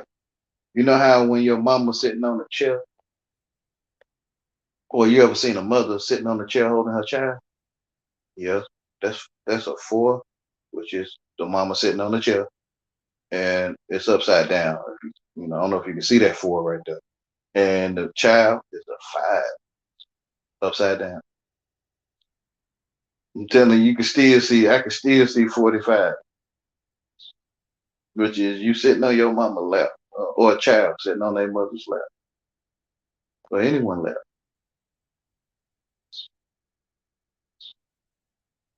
1 plus 1 equals 45.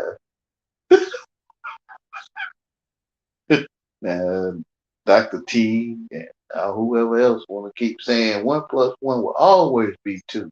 All right, okay, yeah. Tangible, something tangible, whatever, man, whatever. I don't want telling myself what any of you saying in English. Period. Like I'm the only one that think I know English on earth. Like for me,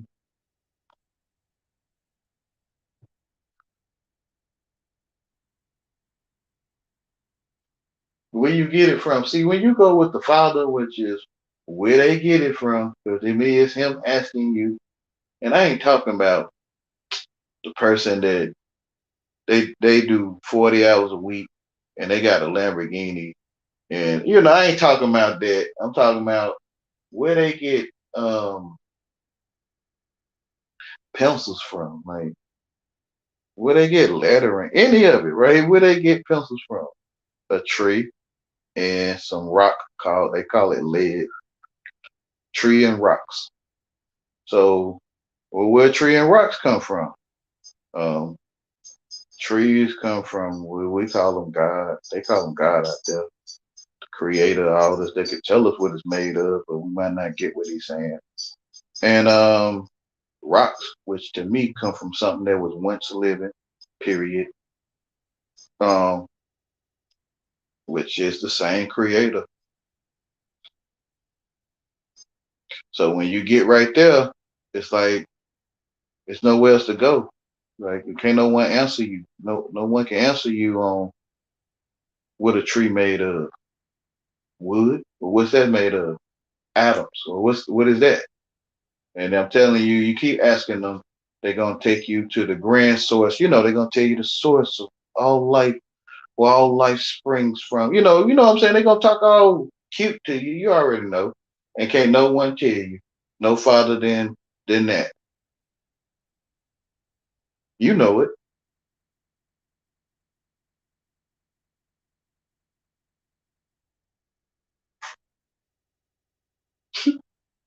Where you search the yellow brick road and you get nothing but an old man in a box pulling levers and pushing buttons and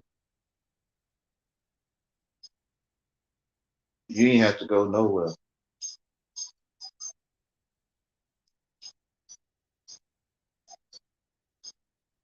You going somewhere is it. Like you going nowhere is it. You ain't have to go all around the place, find out people saying, I'm gonna use myself. I ain't have to go all around the place, find out everyone saying one thing, what I'm telling myself in the first place. That's what I mean, you ain't have to go nowhere. Because truth was always in your face.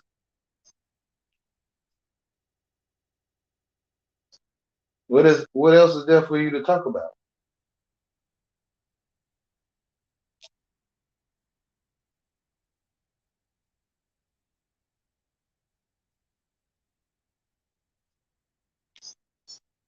That's why you need to learn shame, so you won't tell that I don't know, say you use your eraser too hard and your eraser will run out after three uses and you always had a messed up eraser pencil and it was shameful to tell people. For example,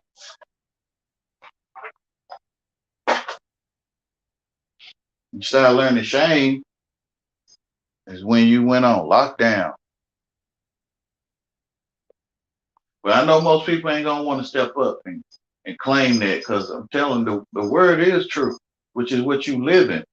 It's how you it ain't even that. It's if you could just somehow well, they know truth in their face. It's just they don't want to face it, right? Which is ignorance.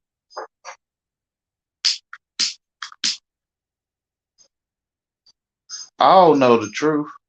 They just found a way to try to ignore it, and God sent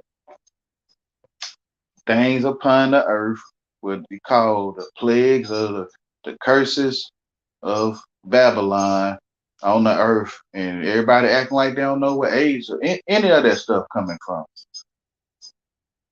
Um, play food decline or whatever. Simple as any of it. This stuff comes from people thinking evil. What we said.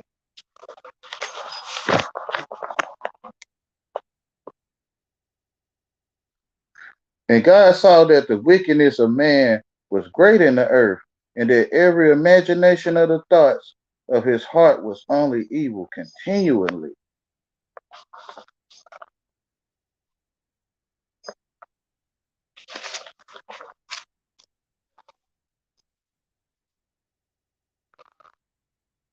They came under spells.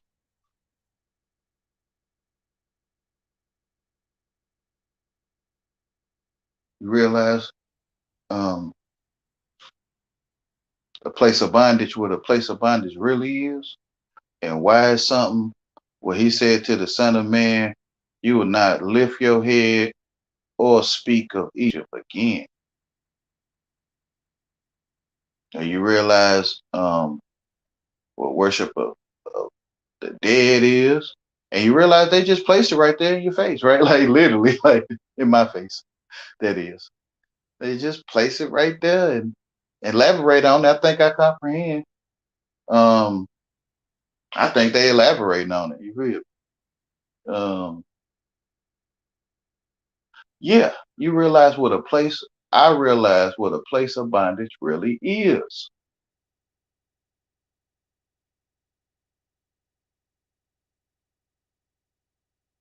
Mind loving. Um, mind missionary. Mind missionary. What they missionaries. Mind missionary work, right? Mind screwing, literal mind. Mind dictionary usage. Like you realize what a place of bondage really is. That you can't hear nothing unless you think you comprehend. Which is you understand how to spell.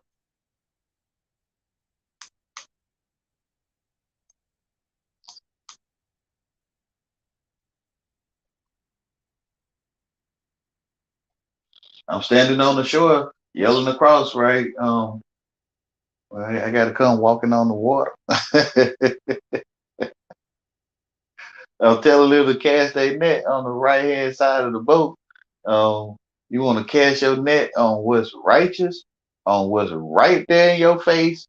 Um, you want to go with that truth, no matter how lame it is, or what's the word I was looking for?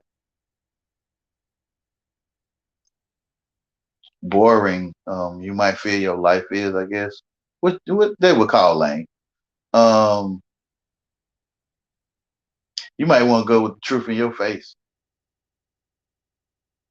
that no man can utter. Like no man can tell you. I could try to explain it to you. I could try to.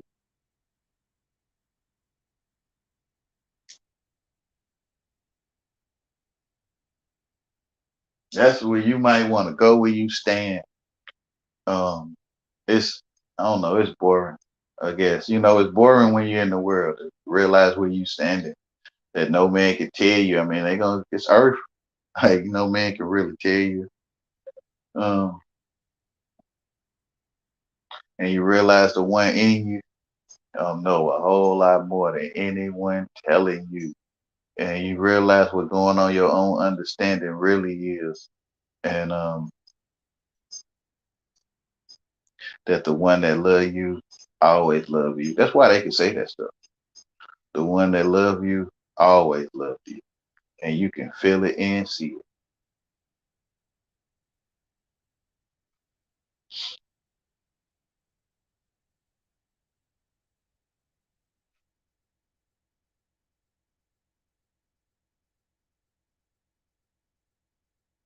And that he know more than what anyone is saying to you.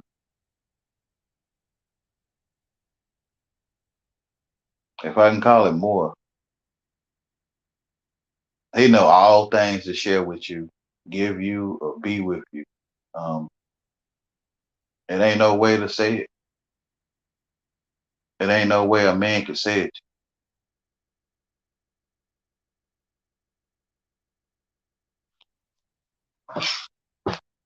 it. I say stay in love. If you can comprehend it as the way I think I'm saying, stay in love. When you don't care, you can't see. You can't see because you don't care to see it. You can't know because you don't care to know. You can't hear it because you don't care to hear it. That's why Pee Wee Herman, for example, the way he is. That's why not breaking news. That's why breaking news the way it is, and that's why the weather guy the way it is. That's why because it's designed or Gone with the Wind with some Andy Griffith show. That's why it's designed that way to teach you boringness, right? To teach you excitement and boring. That's why it's like that. Our children go to when we was younger, we go to sleep when they watch the soap operas, um, black and white movies. Some of us like those, but we would go to sleep on certain things. News. It's by design. That's why when your BET came for my certain people, when BET came, they was all excited. It's by design. Adding color to the TV is by design. For one, children of the '70s, late '70s and the '80s, they weren't gonna watch black and white TV. Not all of them. For one, it don't go with your real life. It don't make sense. Black and white TV, none of it makes sense, right? But in the '80s, children weren't finna sit in no house watching no TV. Because for one, it don't match up with where you at.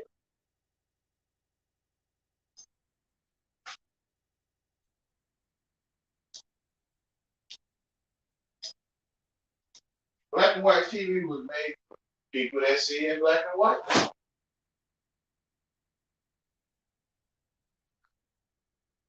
Oh yeah, yeah,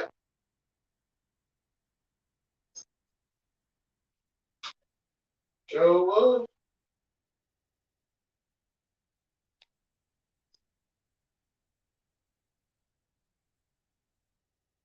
Black and white TV was made for people that see in black and white. I know most people ain't gonna go for it. Most folks.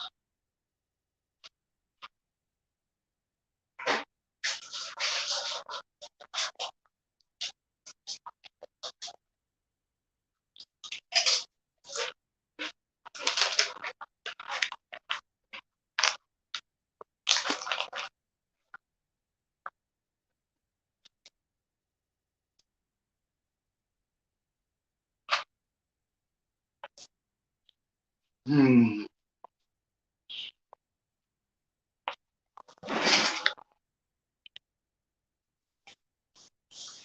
Hey, wisdom. I don't know how long you been there. You might be gone. I say two people. That's if you're still there, wisdom. I ain't no coincidence. I stopped by your channel earlier today.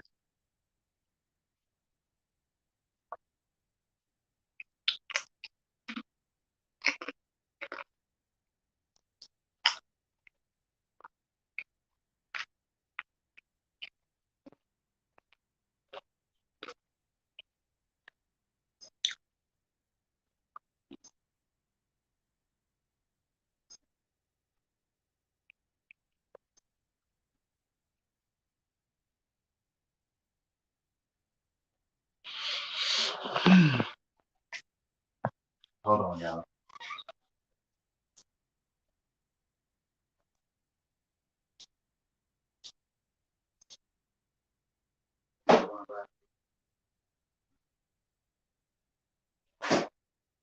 Realize truth.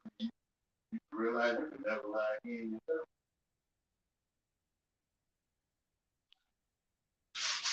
Yeah, yeah. One of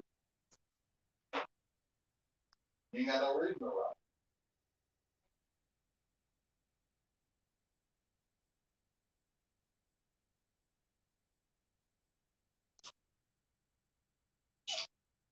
Mm. Well, the reason is you don't want nobody to know what your mind think about yourself. I guess that's the reason.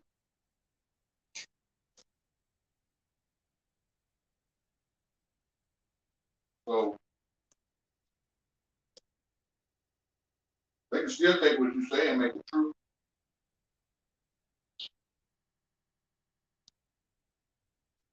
In their life. I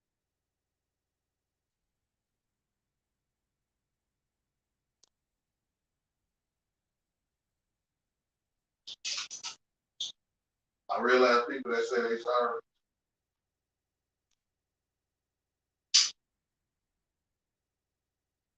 they is sorry.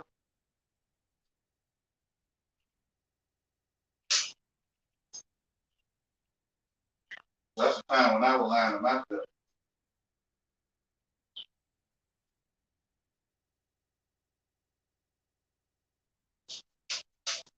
They telling me they sorry. Especially that sorry for your lost thing. I still hear no good. I still hear them saying they claim to be no good for my life. No matter what, the sorry mean no good.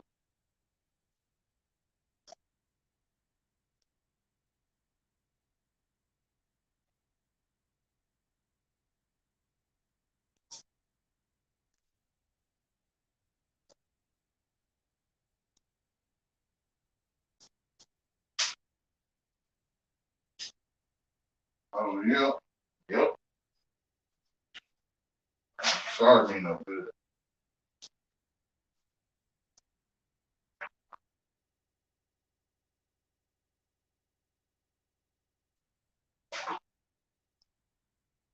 You be just meeting people.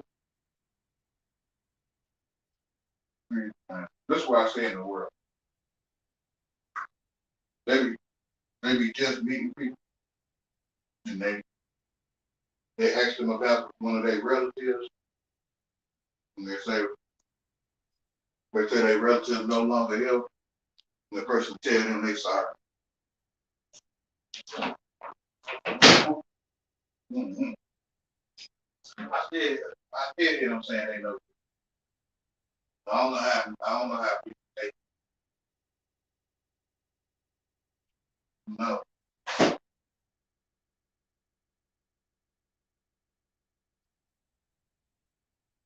When growing up, you see a lot of mothers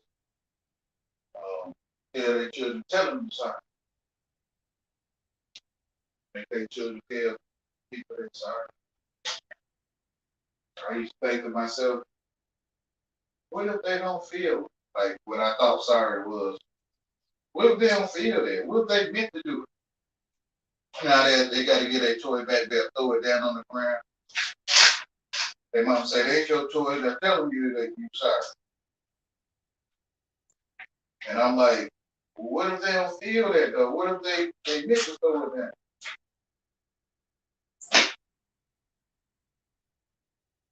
What if they don't feel, I guess, what they call sympathy, I guess. What if they don't feel that at all?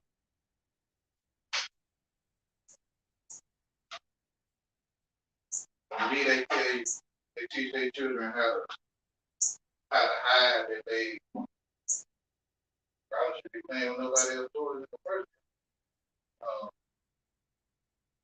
how they get to hide it behind the phrase sorry.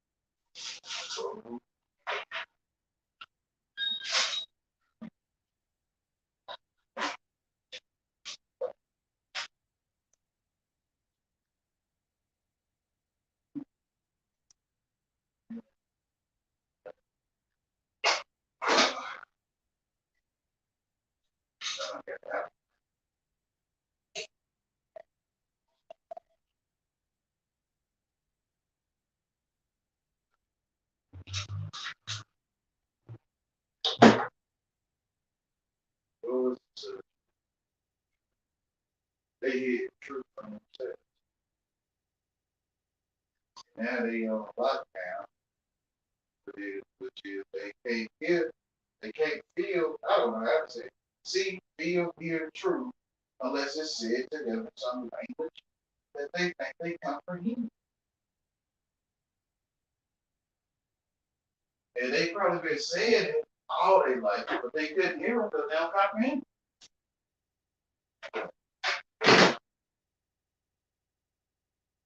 But yeah, that's pretty much what it is.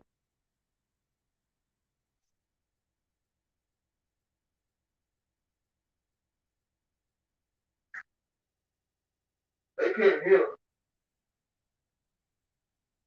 but they sending their children to be under witchcraft, even though they go to church all their life or not, right? Sending their children to learn how to spell, which school you went to. You come under stand, you come under spell. Come under a language, you come under spell.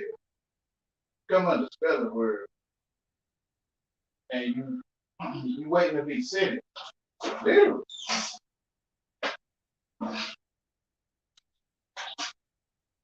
Which is an inmate. Two or more people that use the same door to enter or exit. Waiting on the end of the sentence to get what's being said, which is they being sentenced. They understand how to spell. They waiting to be sentenced. They on lockdown. And they can't hear nothing. Even though they hear it, but it's lame. It's lame to talk about whatever that noise was, city bus or whatever. Right? The birds chirping, the grass growing. It's lame to talk about that stuff. Where you standing? Finna sit down on this couch that I've sat on for many hours, right? That's truth. Um, but I still ain't done what I was.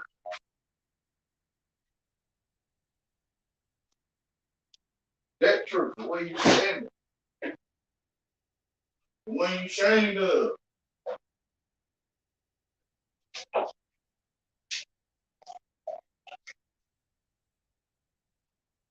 You know how them abstract philosophy speaking folks trying to take you from home again. Like the first step,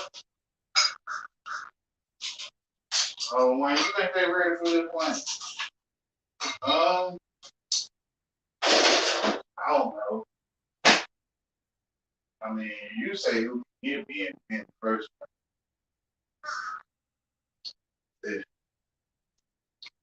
These abstract speaking folks leading you to the second go to sleep to this. You're going. Some people, man. Oh my god, that's like a whole another bag of worms there. Um, where they leading them to the second phase of going to sleep. They call it the second death. First one is you can't understand how to spell. What you think the second one would be? Well, death is a separation from, they call him God, creator, source, or whatever. So many types.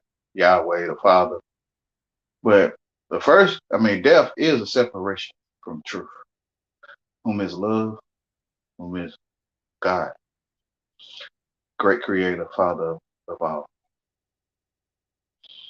That's death, separation from him.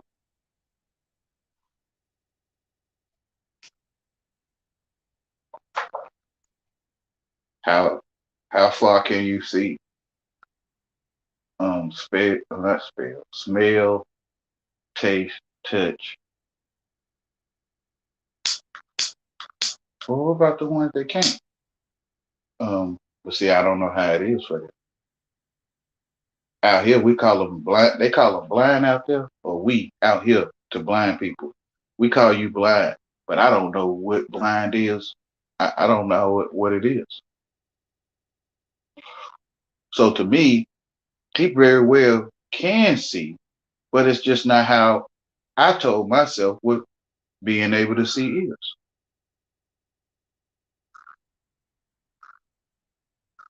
So even the blind man or the man that can't hear us talking English to tell himself what we telling him in the first place, even him,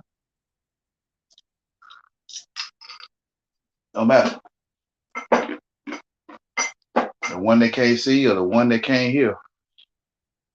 The way I told myself hearing and seeing is right. Um, they still live truth, what I call it to them. I guess they still live truth.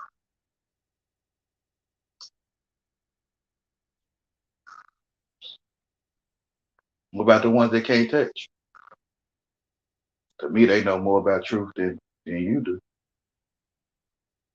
If you're educated, why I can say that? Because they maybe never know what 3D feel like in their hand. And to them, I would say everything flat. Like if I ain't had no limbs, I would feel everything is flat. Everything flat in my face. But due to some most people can feel with their hands, so they can feel around that ball.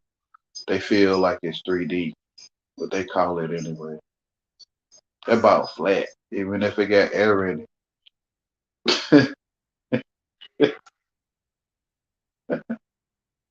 They tell you it's inflated, it's inflated. They tell you that.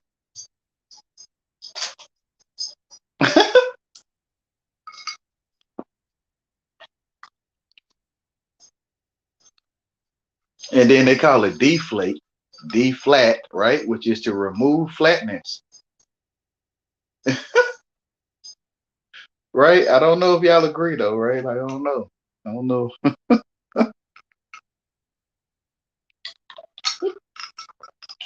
When they deflate the ball, they make it flat because they removing the flat.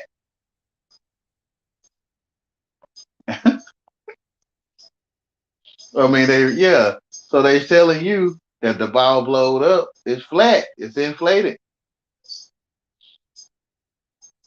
even deflated, it's still flat. Everything flat to me. And if my limbs didn't work, if I never knew what it felt like to touch it with my hands, it's flat. It always was flat.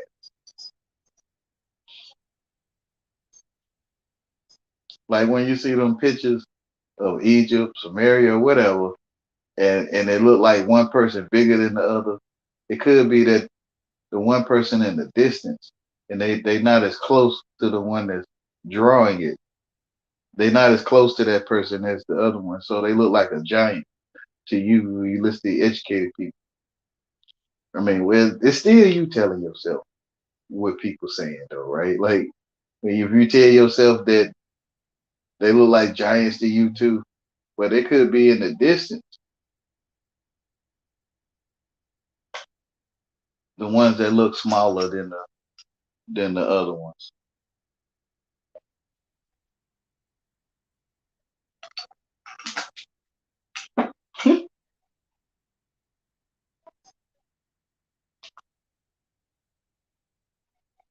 Well, they were showing you that everything flat, kind of like when you making cookies and you put it on that flat pan and the cookies come out flat on one side and bulging out on the other. It's flat in your face and you can see it.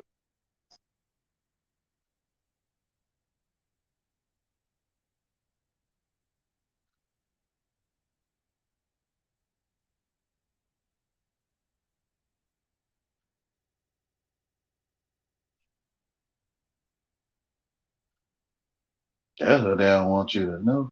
They taking you to a place to comprehend, and then taking you away from what you already know.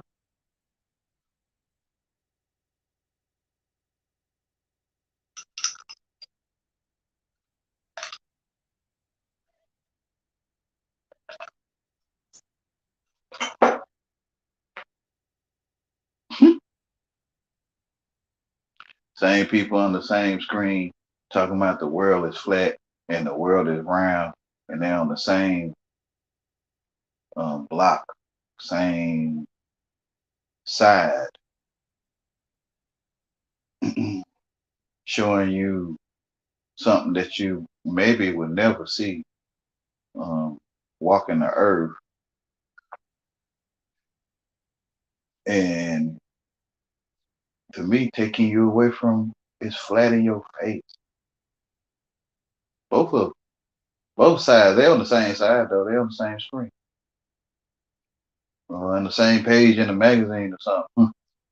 um, Pepsi Cola, Coca Cola on the same screen.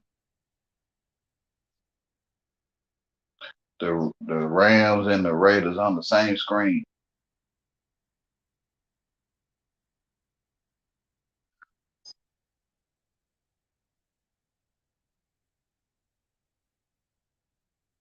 So when the one come and tell you it's flat in your face, you ain't gonna be able to hear because you're gonna start hearing about your flat Earth research. Um, and you can't see what's flat in your face, like everything flat right now.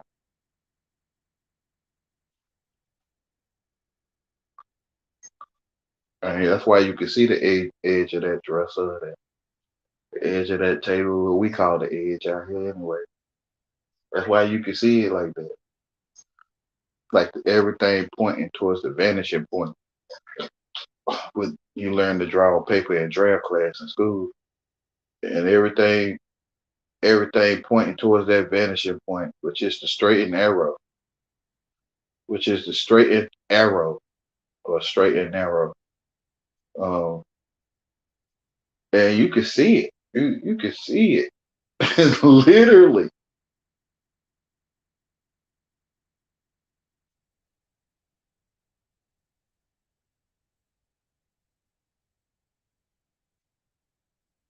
They call it point of view, POV, point of view.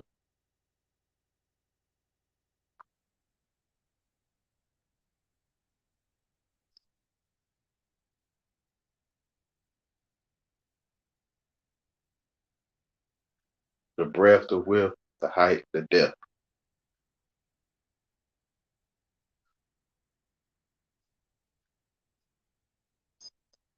Who the secret? You. The secret is to keep yourself secret. The secret is to get you to keep you secret.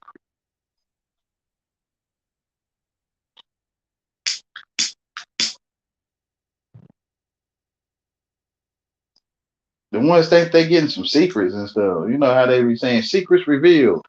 You know what I'm saying? They ain't revealing no secrets to you. You the secret. How can they reveal a secret to you? It's not a secret, is it? Unless it's a secretion. It might be another secret they talking about, right? Some kind of secretion. Um, you feel me?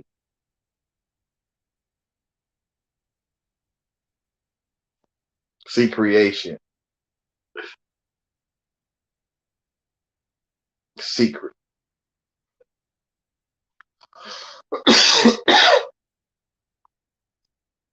The secret is you. We're the one that see creation. That's what we call it out here. Just trying to point you to can't nobody tell you, right? Like they could tell you you got more questions. You know what I'm saying? They tell you you got another question. And I guess when you keep going, you realize, hey, I'm out of questions because ain't no answer to that part, huh? Yep. You pretty much right there with almost every question. It's like you ask them what it means. They go look it up in the dictionary or give you their opinion, and then you find out it mean that. Then you go ask another question, what that mean, and then they give you a definition or an opinion, and then you go all the way to where it ain't no answer. Like it's like no one can answer you. Like what your blood made of? Plasma and cells, hemoglobin, all kind of stuff for you, right? Like what that stuff made of? Atoms. What's atom? Oh man, and that's where they drop you off because if you know the definition of atom, you realize that man, they don't even got no answer. And then they tell you, they'll tell you,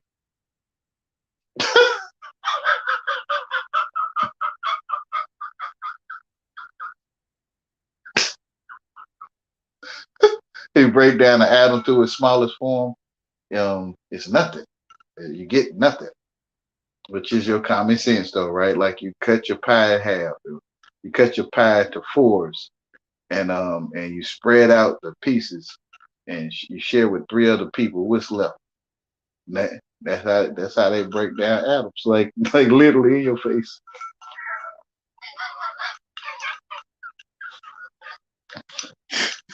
You feel what I'm saying? And they give you a smaller scale of a pie being cut or some painting, yeah, painting of some balls or something. I mean, circles. It look like balls, I guess. Give you a painting of some stuff, and then they break down the painting, cut the painting in half, just like a pie for you, and you spread out all the slices and pieces, and what you got left is nothing. And then they tell you they finna look into the nothing and see what's in. Oh yeah, yeah, they tell you.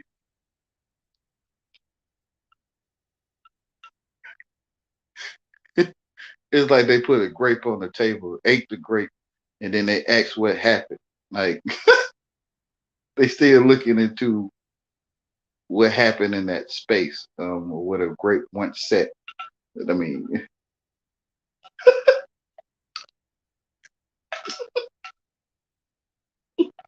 I tell you. So you get to a point where there's no answers to your questions. Um, we call them God out here,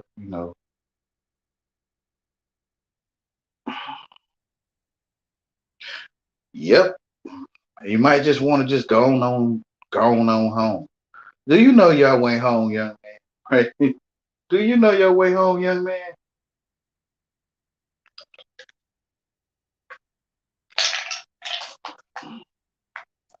You're you might well just go on home, cause ain't no answers to your question. You is the answer to your question, cause for one, it's gonna be you telling yourself what they saying. Period. And you is the answer to the question, which is two on this side. You turn a two on this side, it's a you. Um, two is you. Period.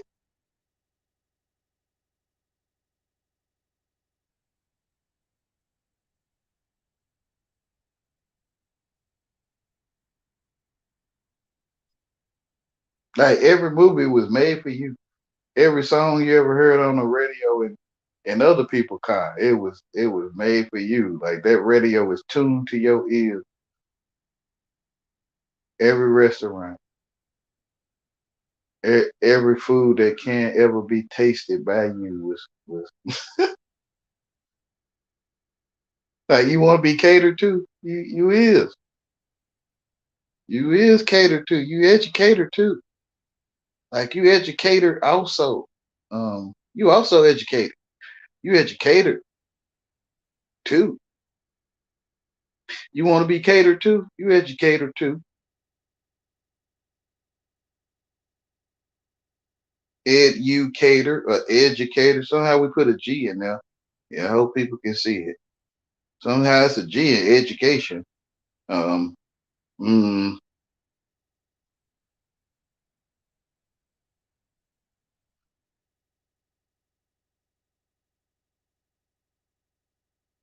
And then Jew. Is Jew. Like Jew, educator. You could talk to educated people and non-educated people with educated. You can use educated with either one of them. So it's valid. If I can use the word father for father, and you respond to me, father is father. Like I throw my ball, father, then you come. And I love my father in heaven. It's the same father because I've been talking to y'all like that all my life. I mean, I've been aware that I talk like that. And it's valid. So you could be an educator. You educated, and most people say yeah with a G, edu, EGJU, right?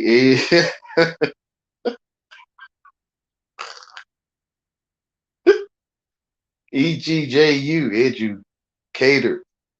Um, and y'all be answering. Y'all be responding to me like I'm saying education. You know what I'm saying? Educator with a G and a J, edu. And they say government. It's like the N is silent. Um, who knows? You might be following the wrong government. You might be following the government and not the government. Who knows? Who knows, right? Like how you might be getting mind screwed on a grand level. Um, not might be, you is.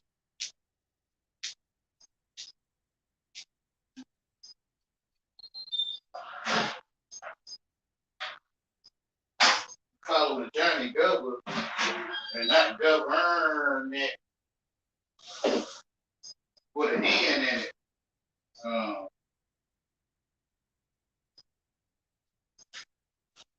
go to be a soldier and not a soldier. Um, who knows? Who knows what you very well claiming to be?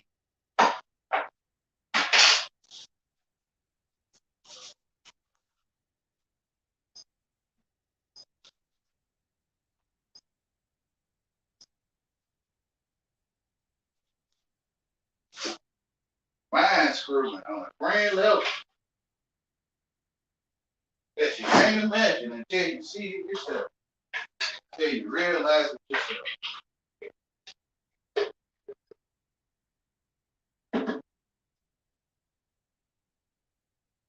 Well, some people would say what they call a black man or woman, they get bullied or mistreated or not treated fairly, bullied.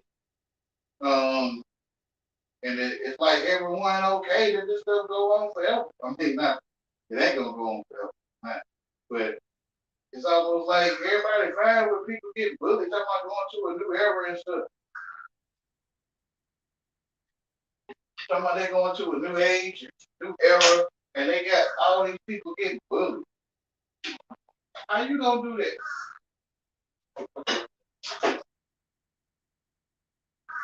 Like you can't. I mean, of course they attempt to, right? But you can't do that.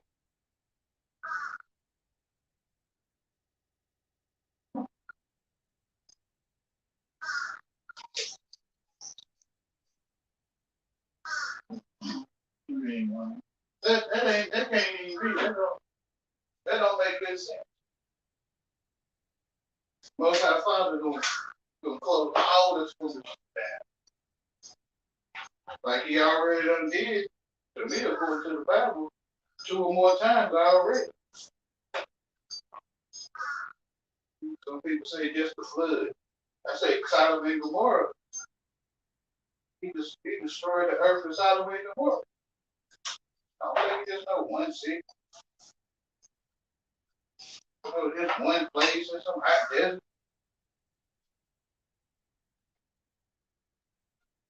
He destroyed the world inside of the world.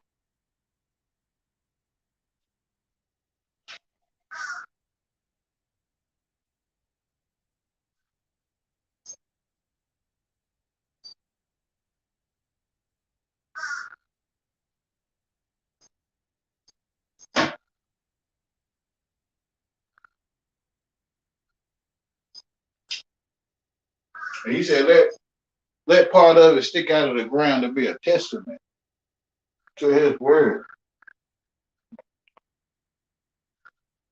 But he didn't destroy it all to nothing. He let part of it stick out of the ground so we can see it.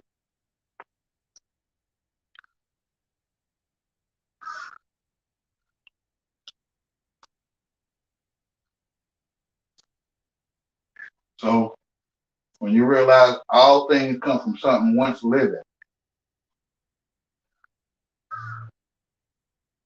all rocks, metal. I'm gonna do another video on that though. Well, I'm gonna show you how you know why you got sidewalks. Like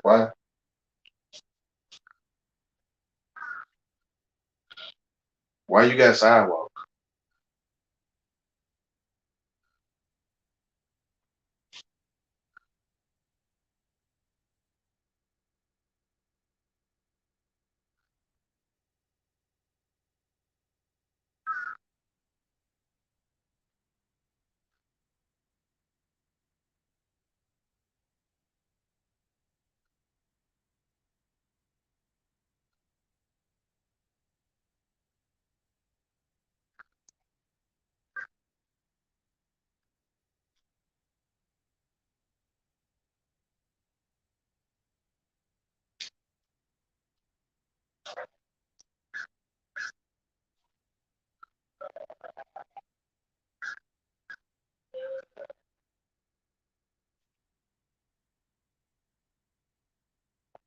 Y'all know why you got sidewalks?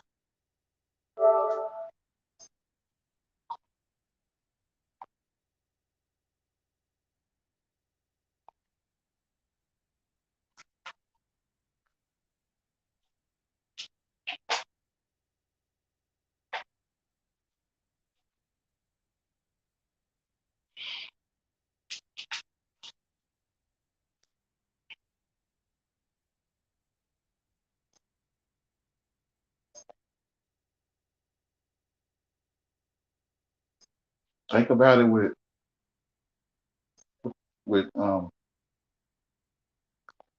your truth of um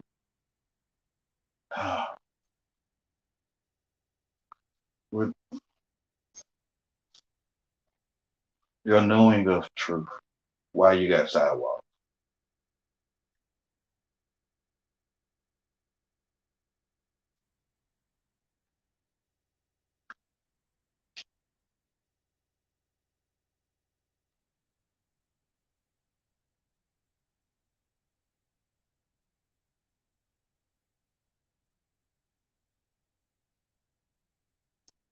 It's kind of like why they get them free phones and not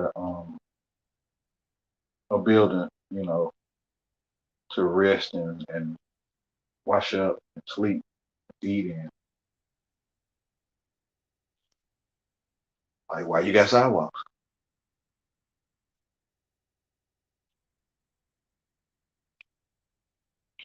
Well, I think I'm gonna go now. Thank y'all for coming back. Much love.